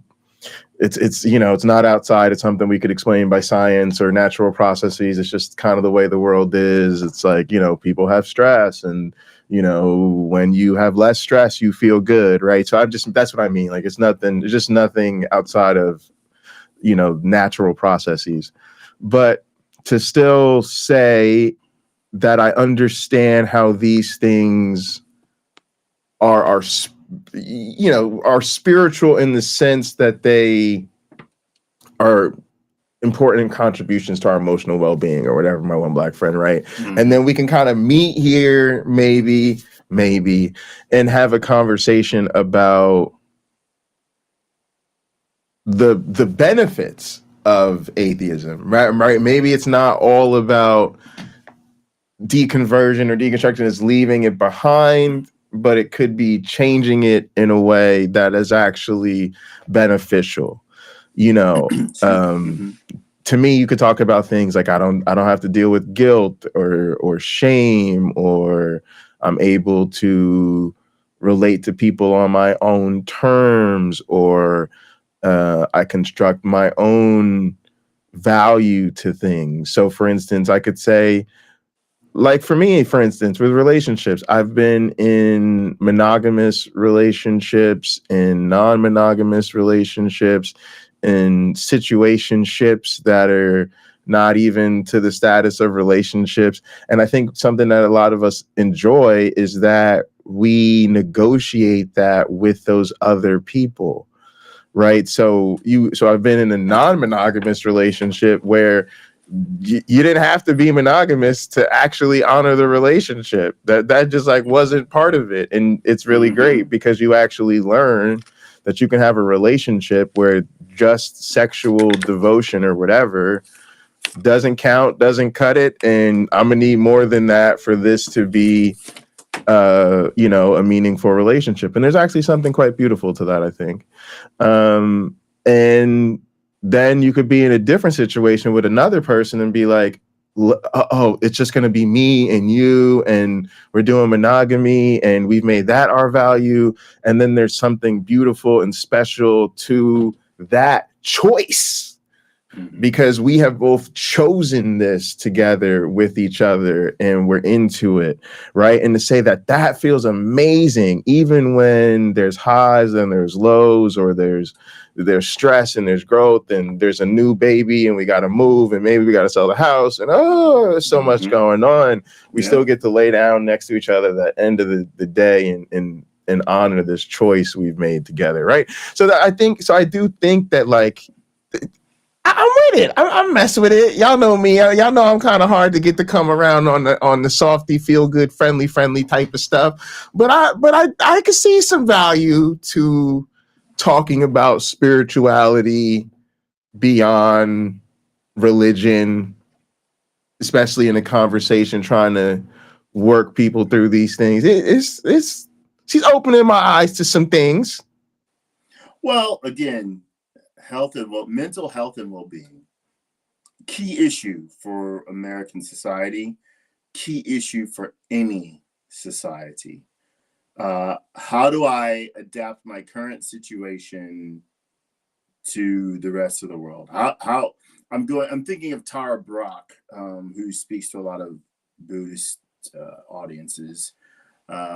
Probably her most famous speech is radical acceptance. How do you really, really accept things that aren't going your way? And what do you do with that? I'm glad I'm going to re-listen to one of her speeches about that, because it's happening right now to me. How do I really accept this? Because things for the last 2 years haven't exactly gone my way. Got a few good things, got my wife here, got married, we have a baby. The list pretty much stops. Yeah, I'm 2 with years, you. right? I had very little of that. 2 or 3 2 years. No, I'm in the same boat. I'm feeling the same energy. Yeah. So once you arrive at that realization, it's what can I do with what I have? Yeah. I'll tell you this. And what should I do with what I have? Yeah, go ahead. I'm a wrestling fan. Isn't that crazy? I sent Pocket Locker you did. I gotta apply. I'm sending an application. The WWE is hiring. But no, I say that because to your point, like I'm in the same situation where things have been not the way I wrote them the last couple years, and things have been especially tough lately. And I've realized that, like, I'm here in this moment, and part of my coping is my whole life I've always been a wrestling fan, and so I've been watching wrestling and following wrestling. And like last night I stopped working early and watched the wrestling pay-per-view, and I realized, like, oh man, I'm really lucky because this is my escape. This is how I cope with life. But to your point, that's for me, that's part of the acceptance, right? The part of the acceptance is like, yes, things are crazy right now. We're gonna set that aside and think about what happens in this ring for the next couple of hours. Well, I love helping people with analogies because I'm pretty good at it. So let's take your situation. The analogy is real simple. You go to pro wrestling for comfort. Well, absolutely. Those stories, the storylines of wrestlers, I don't know their terminology that they use in the WWE, but it's curated, right? Some of the anger is curated. Some of the beef, back and forth, name calling and all that stuff is curated. The walkout to the crowd is curated. Yes. Many people in the crowd don't understand that any of that is happening. They don't understand that it's a... Go ahead. It's really interesting. I often wonder, like, Yeah, so definitely like with kids and young people and stuff like that. And part of what I miss is, you know, I think there's there's too many people who know that it's scripted or whatever. I feel like the bubble gets burst earlier and earlier. And for a lot of people, that's the end of it. For me as a kid, we learned really early that it was, scripted. But it got more interesting. I think that's the thing. It's like if some people are like, because people tell me this even like now they'll be like, well, you know it, and I'll be like, bro, I'm almost 40. Like, what do you mean? Like, do I know? Like what are you saying? Like, of course I know, but for some people that just means it's not interesting. For other people, it's like your favorite. It's like any of your favorite show. You don't believe that those people are actually married to each other in real life, or willing to duel to the death with swords at the drop of a hat. But they make magic on the screen when we're all willing to pretend for a little while. Yeah, and look, and I'll swing this back into the wrestling analogy. The magic of make believe is sometimes to inspire you, not just to draw your attention away from your problems, but give you a direction to go in, encourage you, to embolden you, to make you realize that, yeah, things are tough for other people too. The story I'm seeing on this screen is just an example of how awful it can be. Oh, look, this person has to change their priorities in order to make their life work right now. There's great power in storytelling. So as you are sitting there enjoying the rock music and fireworks that explode when somebody walks in the room, and mugging to the crowd and all that stuff, getting everybody hyped up, and they climb to the ring and they're doing all this wonderful athleticism that is amazing. Somebody wrote down a lot of what's going to occur. Yeah, and I'm thinking about how the church is the same way, right? The church is the same way. Somebody wrote down the moves, right? Somebody set up the timing. The two people in the ring, no doubt, spent hours or days rehearsing. And the crowd is just roaring, cheering, jeering, invested as if it weren't theater. Yeah, and it's funny. It is literally the same way in church. And I just remember all those nights literally where I'm down in the basement playing drums, working on the material for the weekend, and my grandfather's upstairs in the study working on the sermon, and then you're going to do rehearsal and all that type of stuff. And other churches where you're just, you're working out how the set list goes with the pastor's sermon series. And then everybody spends all week doing the thing. And then you literally rehearse it right even before the service happens, and honestly, I think it should be that way, because that's how you put together a nice experience for the people. And it is something where I want to say I understand the value of suspending your disbelief.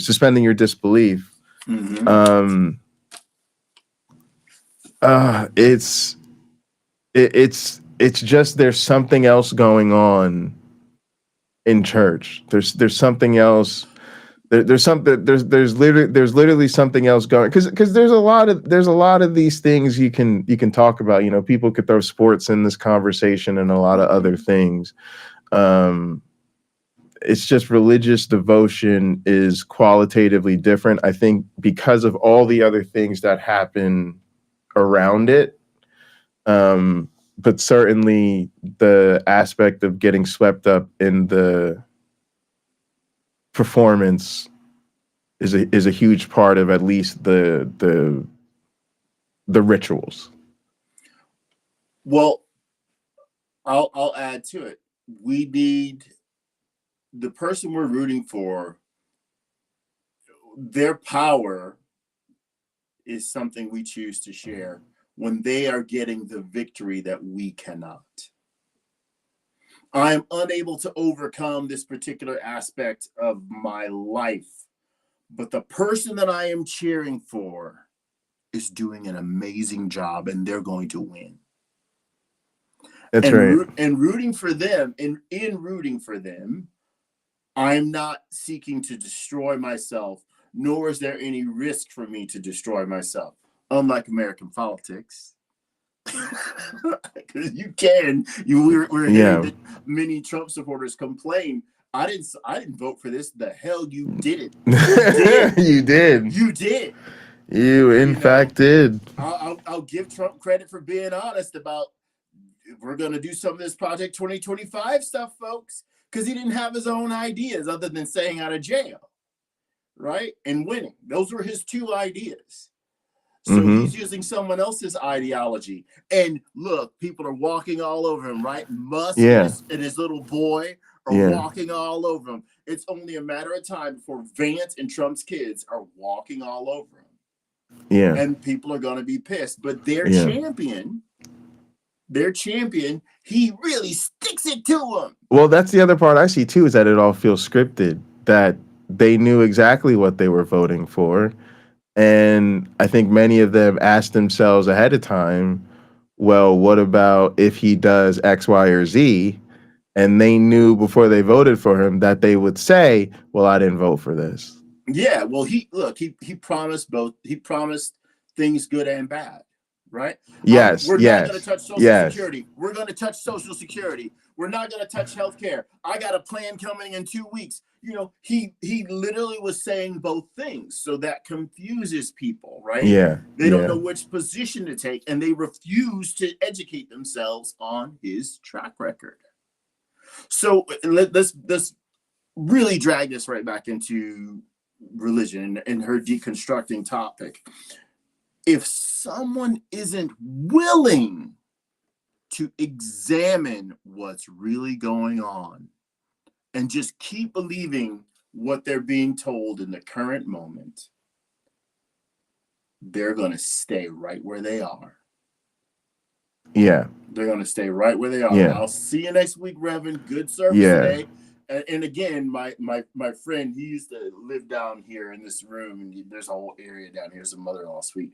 He used to live down here, and he'd come back from church, and I'd see him. Hey, what's up, man? How was church? Oh, church was a good time. Blah blah blah. I was like, what'd you learn in church? And the deafening silence. Yes. Yeah. How do you? He had to drive. He went to John MacArthur's church, so he drove an hour easily to get there. An hour back. Probably spent 2 hours there. And this is a great guy. Jared's a great guy. And I'd ask him, what did you learn in church today? And he knew I was an atheist. We didn't talk about theology much, but he would have to sometimes shake his head like, I don't really know. John MacArthur didn't stand up there and say nothing. Right? He spoke about something. He offered his congregation some bits of wisdom we could assume easily. He showed them some scriptures that they can take home and marinate on. But if it was forgettable in the short hour or so back, maybe that's why society can't move forward, because the wonderful stuff that Christianity and other religions have to teach aren't lessons that stay ingrained, aren't lessons that are immediately applicable, and they stay that way for most of the adherents. Not all, but most. So there's that great PBS commercial where the teacher tells the students an idea after hearing an idea, after someone else says the idea, and there's all these little lights when the idea is talked about. The teacher at the end of the commercial tells the students, and they run out of the school with all these little lights around, because now the kids are going to spread the idea. That is wonderful. However, by the time you get in the car, get your In-N-Out burger on the way home, that spark from the sermon, if there was one, vanished. Yeah. There's our problem. Yeah. There's our problem. And I think it's by design, because I think the real purpose of the sermon was to get you to come back next week. Let me play this. But the journey for them to go from Christianity to where I'm at, like that journey, I don't wish on anyone, because oh my God, it was so fucking hard to question my entire identity and everything I was. And it took me years and years and years of continuing to deconstruct all of these beliefs, like deciding that I wasn't a Christian more. Like that was the big moment, capital M moment, but it was still a process. It was a journey, and it was intense, and it took fucking forever for me to stop being angry, for me to stop being felt like I was lied to. Because, you know, again, this goes back to, I have no hatred to the people who raised me, the church leaders and like the pastors and the teachers and the coaches that were essentially my parents when my parents couldn't be good parents for me. You know, I'm so grateful for all of them that kind of took me under their wing, and they weren't actively lying to me because they believed what they were saying to me. They believed in the Bible. They believed that that wives would sincerely be happier when they submitted to their husband. Like, they weren't actively trying to subjugate me, right? But still, after I deconstructed, I was so pissed, and I felt so mad at being lied to by this like amorphous, unidentifiable organization of ideologies that had kept me suppressed, oppressed, disempowered, etc. And so it was so hard, and it was such an intense few years, those first few years after being a Christian. And it probably took me a solid 8 or 9 years before I found my sense of peace and security. Because I talk about this a lot, and I will talk about this a lot in future episodes, but I think that deconstruction from high demand religion, like evangelical fundamentalist Christianity, is only half of the question. I think that, and I got caught in this too. I was so angry for a long time. I was this like really loud, angry kind, and there's a reason that it's a stereotype. I'm not blanket statement, you know, just like there's a lot of really good Christians, and, you know, we have to use generalizations just to make points sometimes, but oftentimes generalizations aren't fair about Christians. The same thing is true with atheism. Like, there's a reason that there's a stereotype for like the angry atheist, because there's a totally valid reasons to be pissed off at religious systems keeping people disempowered. Now, I hated men for the long, and I mean, you know, I'll hate men, but like in a sexy bedroom kind of way. You know what I mean? Like, I'll be mean to men, but like when they like it. But I was like what you would call like an angry feminist for a really long time, because my feminism was coming from a place of, well, it was still coming from a place of disempowerment. And it took me a long time to come back to this place of finding my inner balance, my equilibrium, my inner peace, with knowing that I was raised in a certain way that I don't agree with, that I think kept me disempowered, but I can reconstruct my own sense of empowerment and security.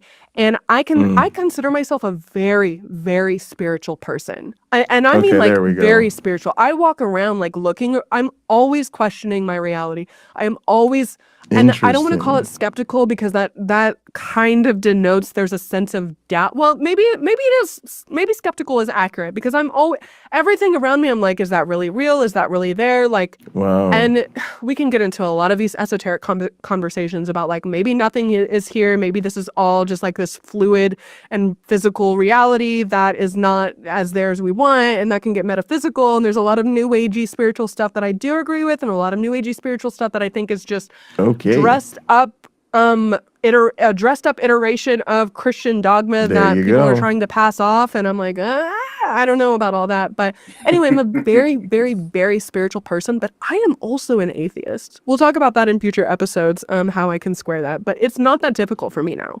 It is not that difficult for me to just walk around, be happy, be an ethical person, stand up for the innocent, make good choices, have morality, not give a fuck what happens after I die. I don't care. I don't care what happens after I die.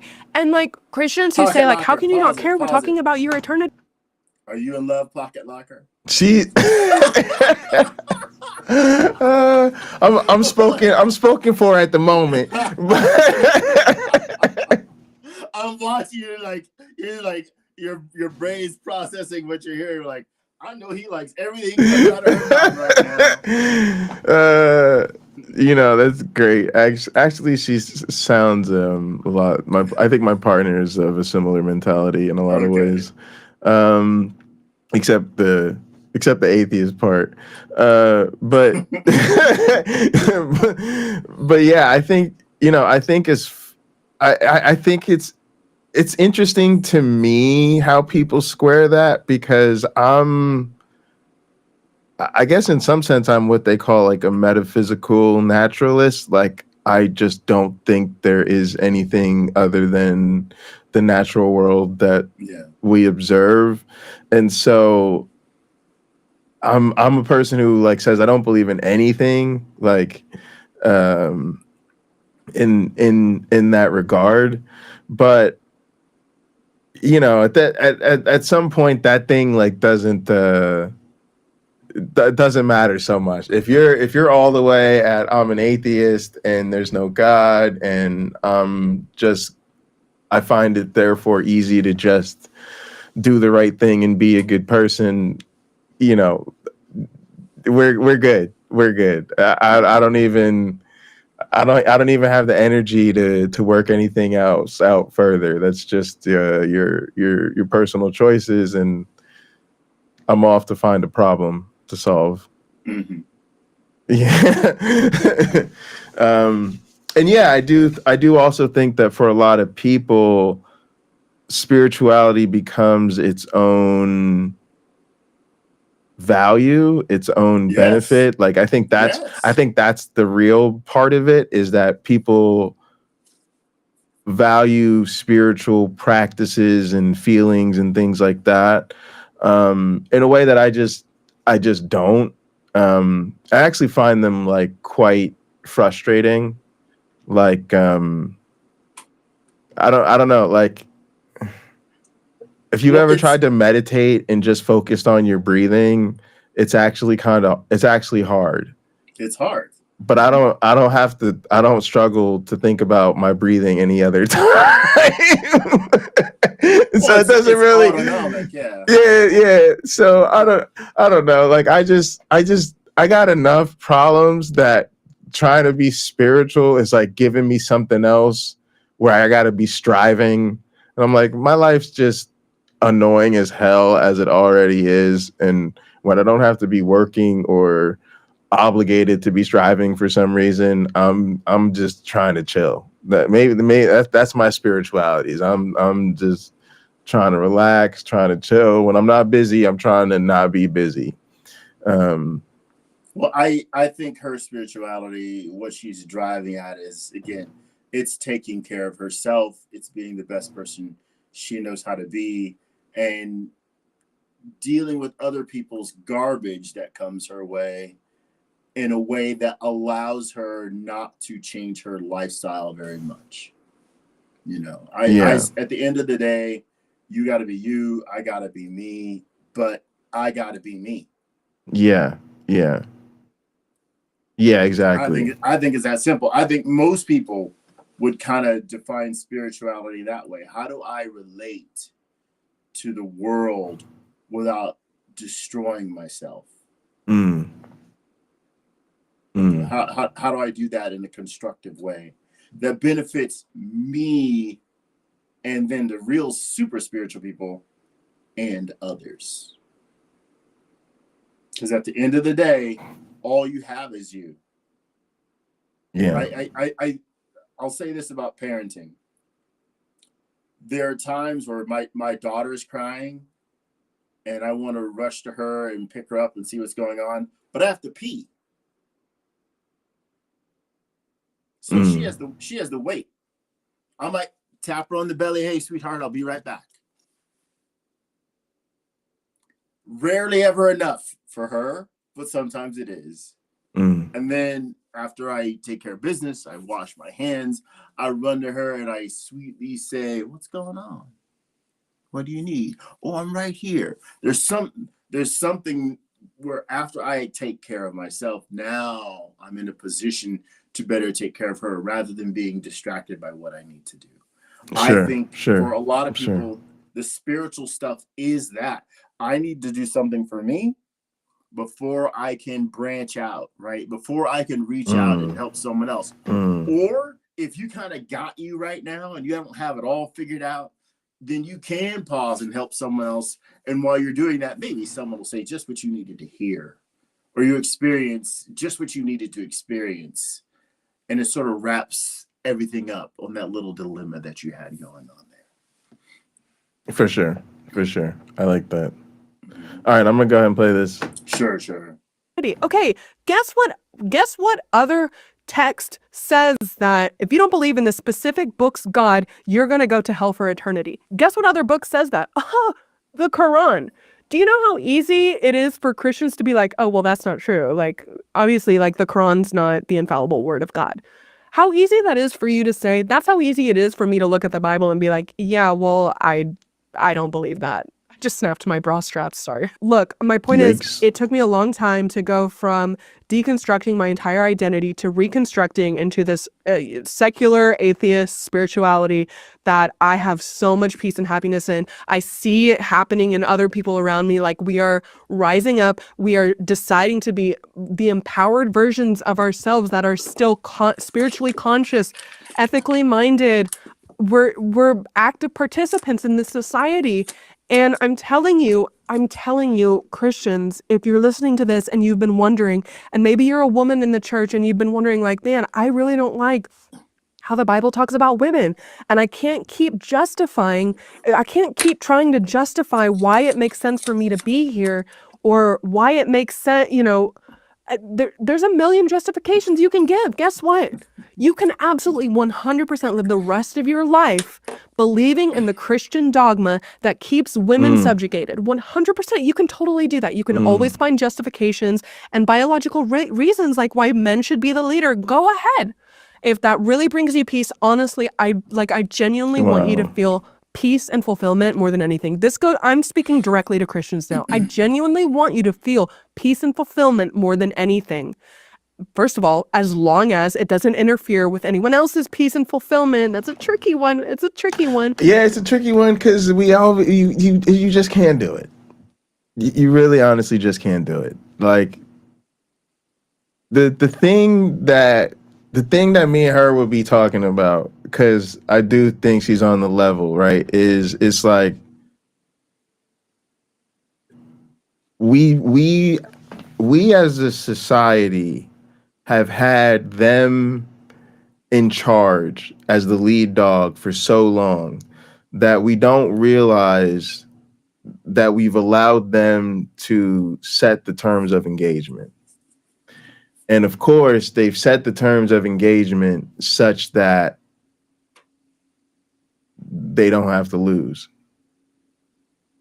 And so it's like we end up doing a lot of their work for them because there's so much conditioning to not offend them, to not upset them, and to offer them like convenient outs, because really it's the confrontation, right? This is the part where she's trying to message to Christians, but trying to avoid the confrontation. Whereas for me, the confrontation is necessary. Think about what your worldview actually says. There's no way this Christianity that doesn't interfere in the lives of other people is, to me, a ironically interesting creation of atheists. It's like an atheist fantasy. Because how could your Christianity, again, as soon as we get to, I'm gonna go straight there like they're gonna go straight there. Just can we talk about your views on homosexuality?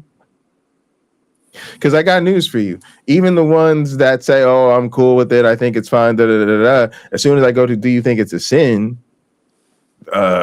Yeah, a lot of them. See, a lot of them softy. Yeah, a lot of them softy liberal ones. They're gonna have to admit that they think it is. And are the wages of sin death? Yeah, it's gonna be a tough one. Now, here's what I like about what you said. You pointed out something that's key. For some of those people, there's an immediate internal struggle that we get to watch. Yeah. When we challenge them on those things, it's not because they do in their mind. It's not because they deem it wrong. They accept that there are people who have those.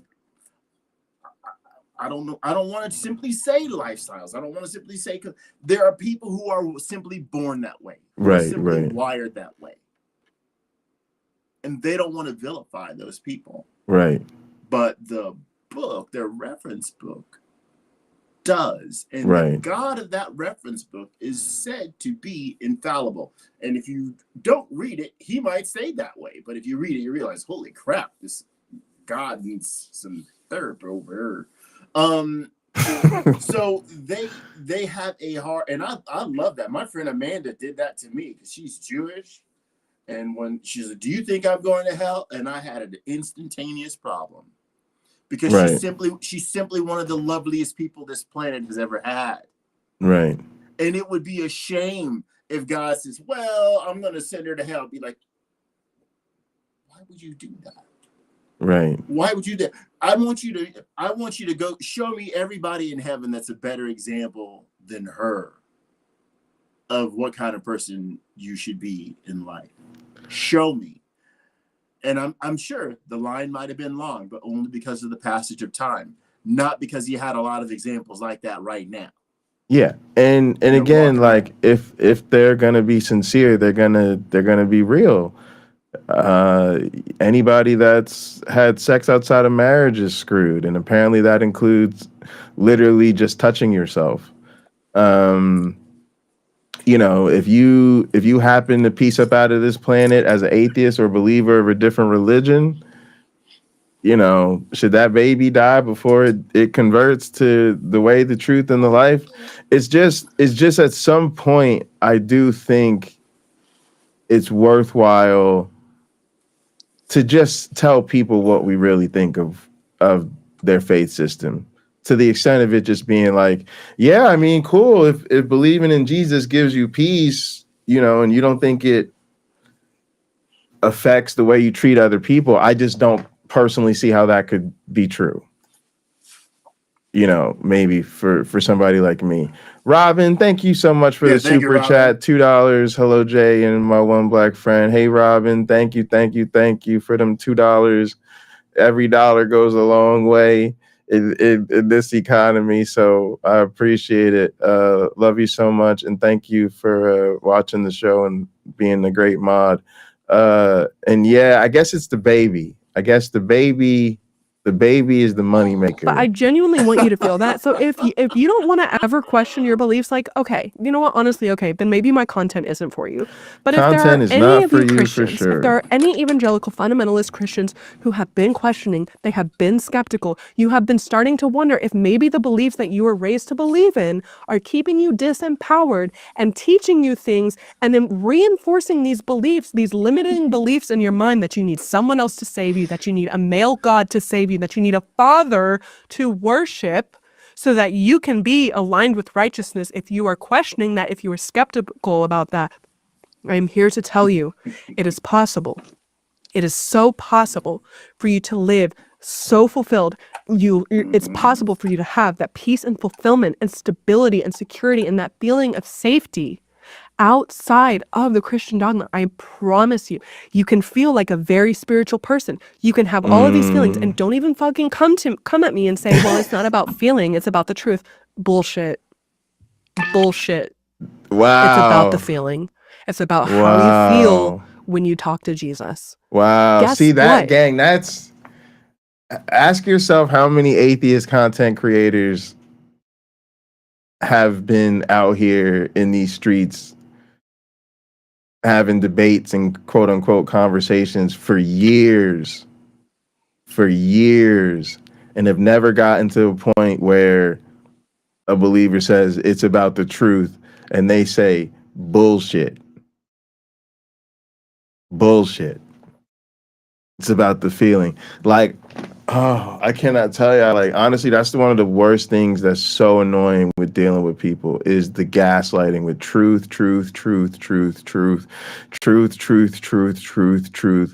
Bullshit. This is not about the truth.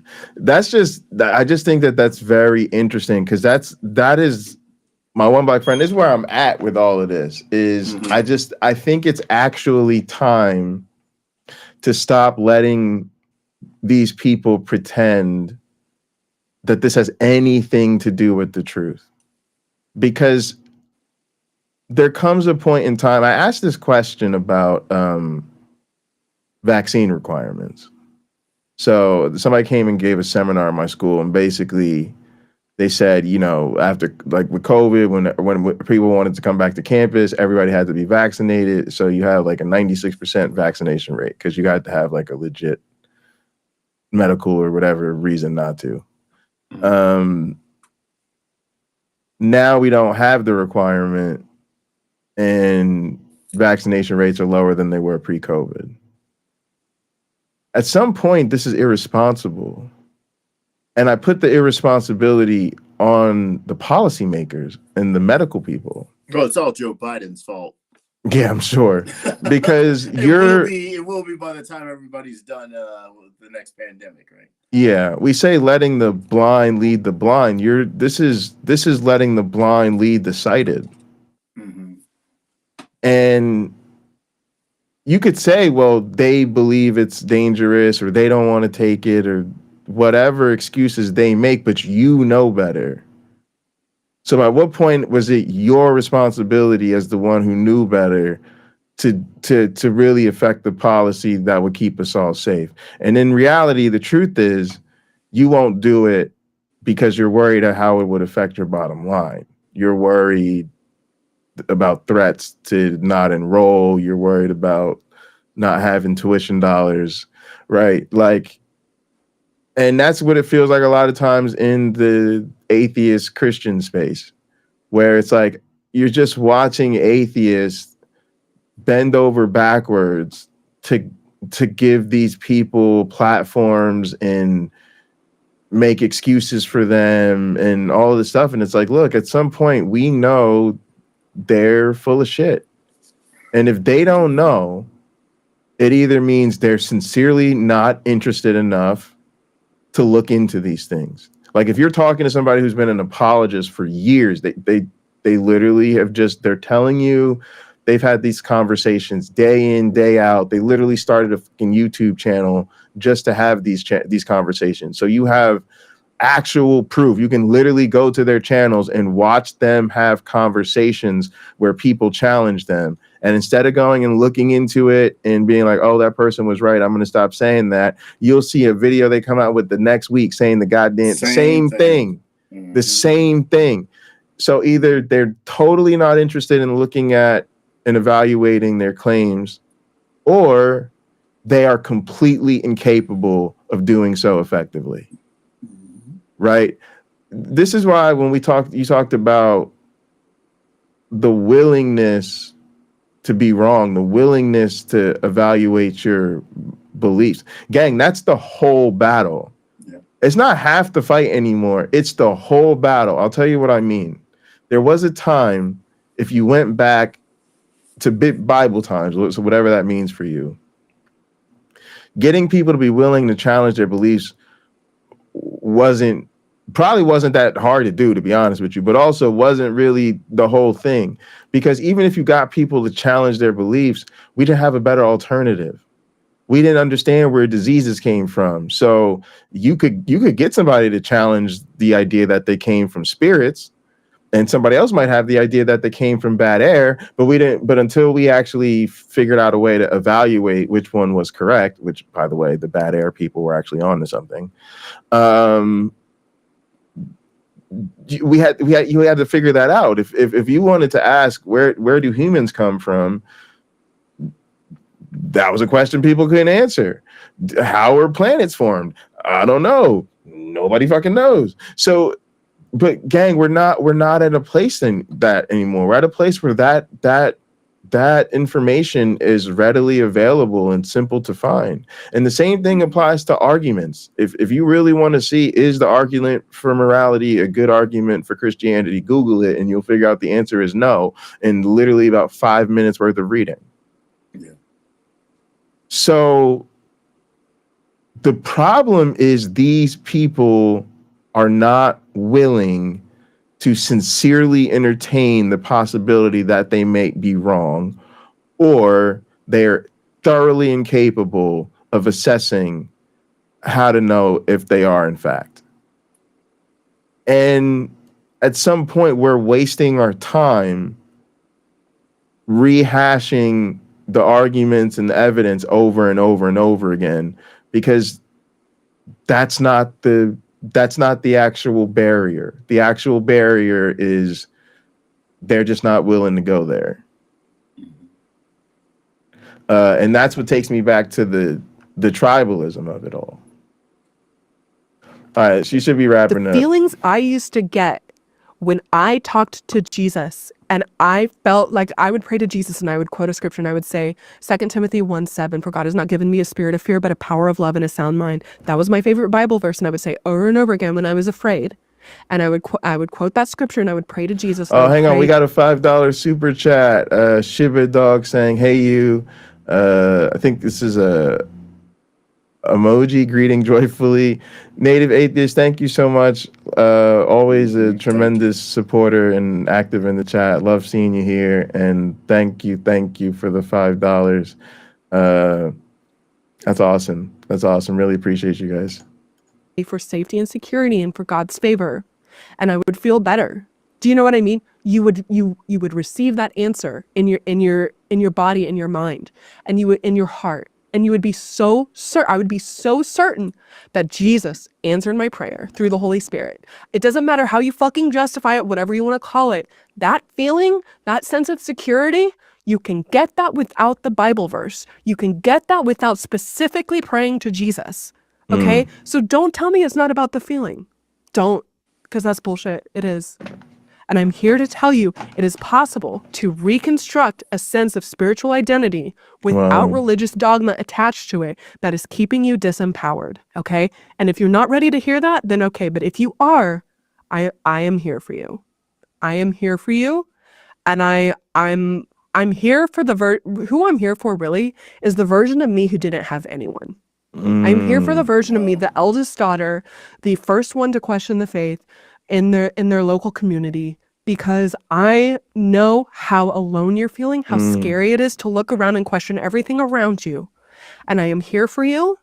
And you are not alone. And I promise you, once you go through questioning everything around you, you will not just deconstruct that which has kept you disempowered. You will reconstruct into a better version of yourself, into a more aligned version of yourself. You will decide your own sense of purpose. You will decide how it feels when you pray to whoever the fuck you want to pray to the tooth fairy. I don't give a fuck.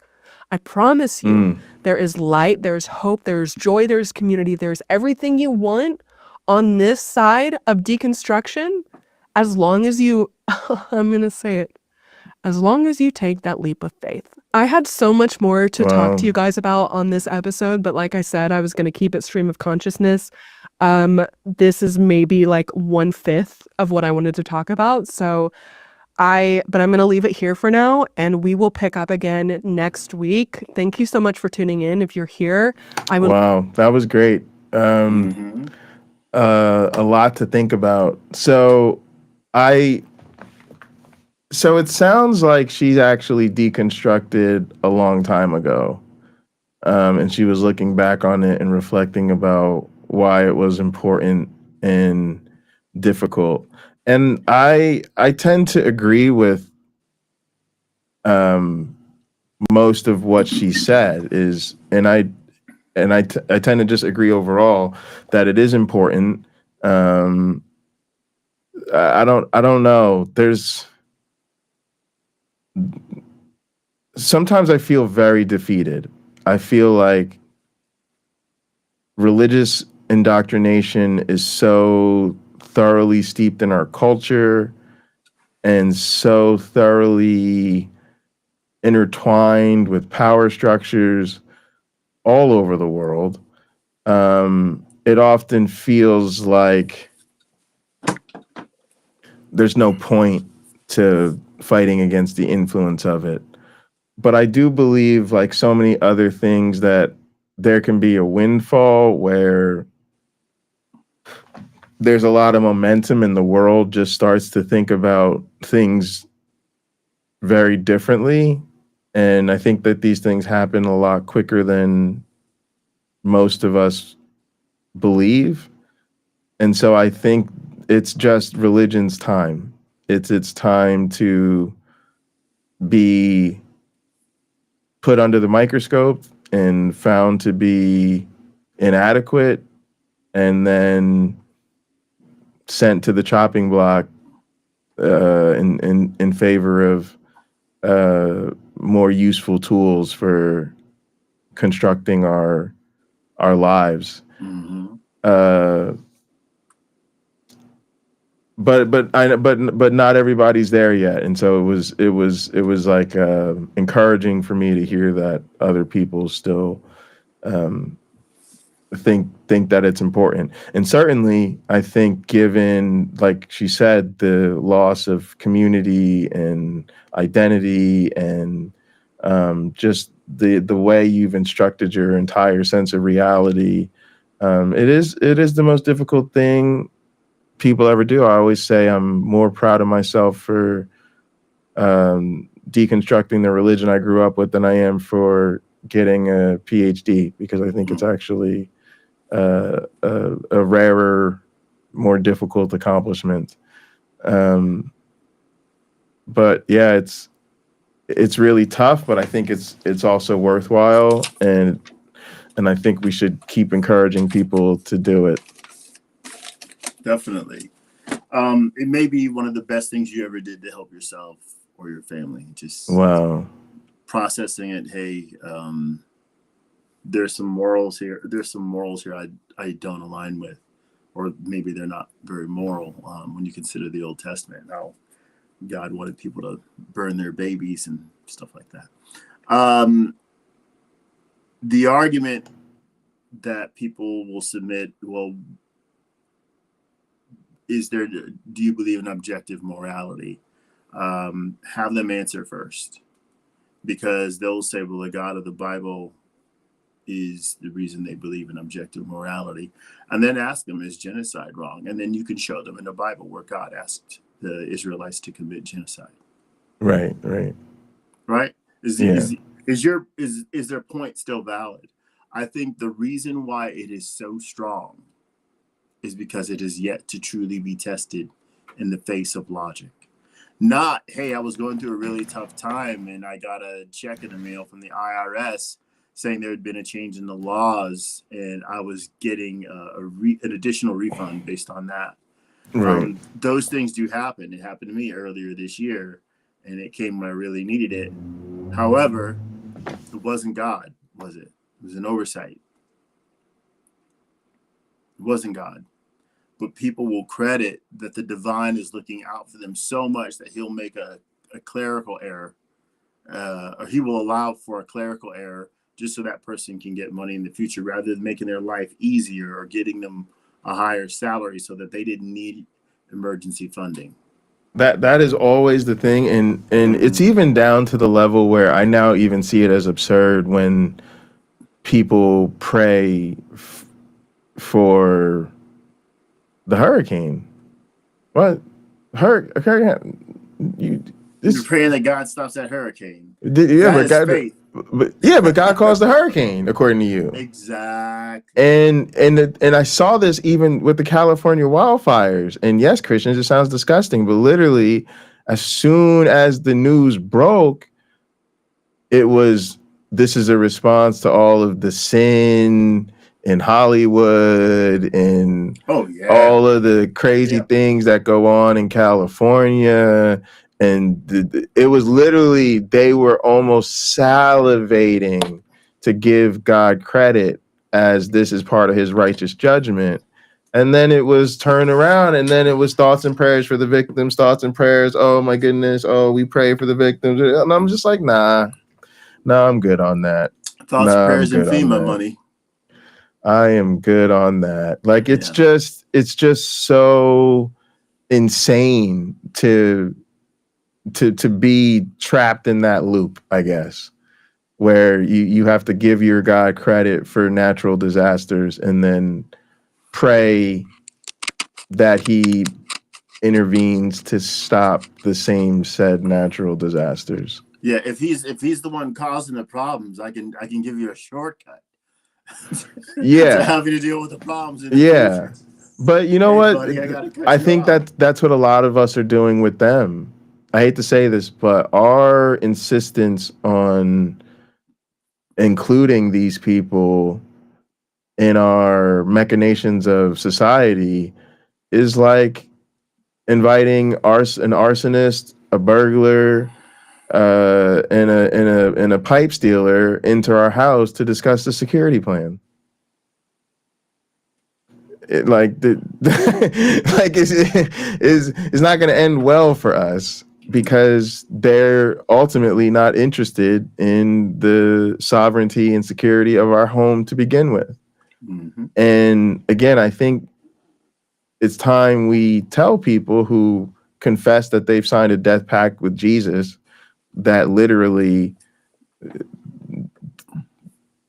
involves planning out the destruction of the planet and pretty much everyone else on it, that they have every right in the world to, but I would prefer that they don't.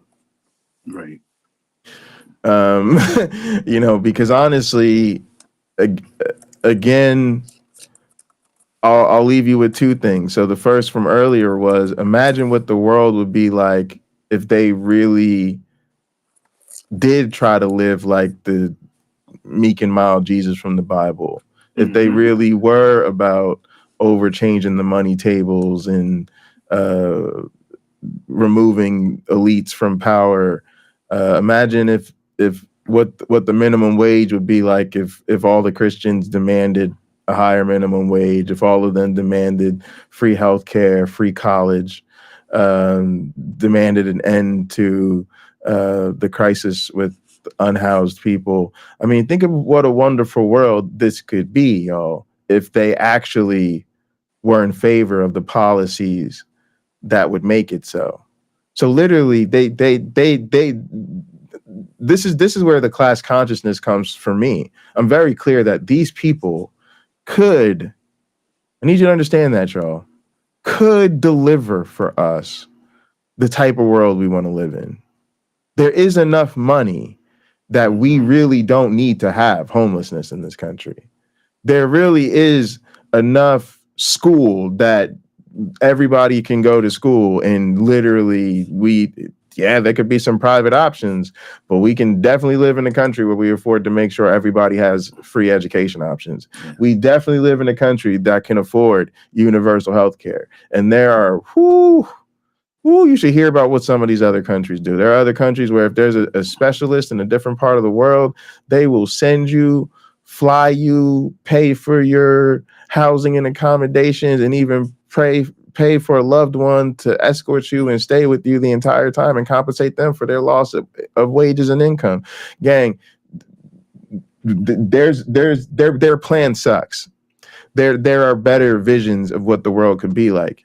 Now, I need you to imagine something else. Now I need you to imagine the type of great world we could create if all of these people who won't vote for these things would just sit their asses at home on election day and stay over there at the kiddie table and go play in the sandbox with Jesus and the Holy Spirit. Right? Like that's when you really start to understand, I think, the struggle that we are entwined with these people. They literally have the numbers and the force of will to make this a better world if they simply cared to. And we could make this a better world if they would simply stay out of our way. And instead, they will do neither. That's the problem. It's crazy. It's crazy. There's I watched that movie. I think it's on Netflix. I don't know whose movie it was. It's called Elevation. It's on one of these streaming services. And two characters are talking, and one they're talking about the death of this guy's wife. One says to the other, it was easier to blame you than it was to blame myself. Ooh. This is mighty writing. Yeah. Mighty writing, to borrow a term from Shakespeare in Love. That's what happens in religion, right? It was Satan compelled them to do it. Satan made them do it. Satan, Satan, Satan. A good thing, God compelled them to do it. Just couldn't be themselves. Hey, for the love I have for humanity and my own general well-being, I did these wonderful things. And I don't need to be rewarded for it. I just did them. Do one wrong thing. It was Satan. And couldn't it have been you? You did all these fantastic things over here. Might you have flaws that you don't necessarily know how to wrestle with and defeat? Might you need to get some education about that and overcome those those temptations in the future? Could that work out for you? Might that be better than blaming Satan, who isn't real? Yeah. Maybe. Yeah. But anyway, good choice of video for us to comment on. Yeah, I appreciated her content. Thought it was a good video. Damn, I didn't even know the name of the channel myself, to be honest. It's KCKAY Malone with an E. Ooh, that's a name. That is a name, just not a typical spelling. But yeah, all right. Thanks so much for tuning in, gang. Thanks to all the mods. Nitty, I am gonna check out Nitty. Nitty said he did a good stream this morning, so I'll check that out. I'm hanging out and Gather. That's our offline virtual headquarters. There's a link in the description. We've also got a Discord where you can stay in touch with the community offline. Thanks to everybody who was active in the chat today. I really appreciate it. Thanks for the super chats. Thanks again to those wonderful moderators. Also, shout out to the Ko-Fi gang. That's kind of our little membership thing. There's a link down in the link tree for that as well. I think that's it. You got anything else, my one black friend? No, that's it. I don't have anything else. All right, gang.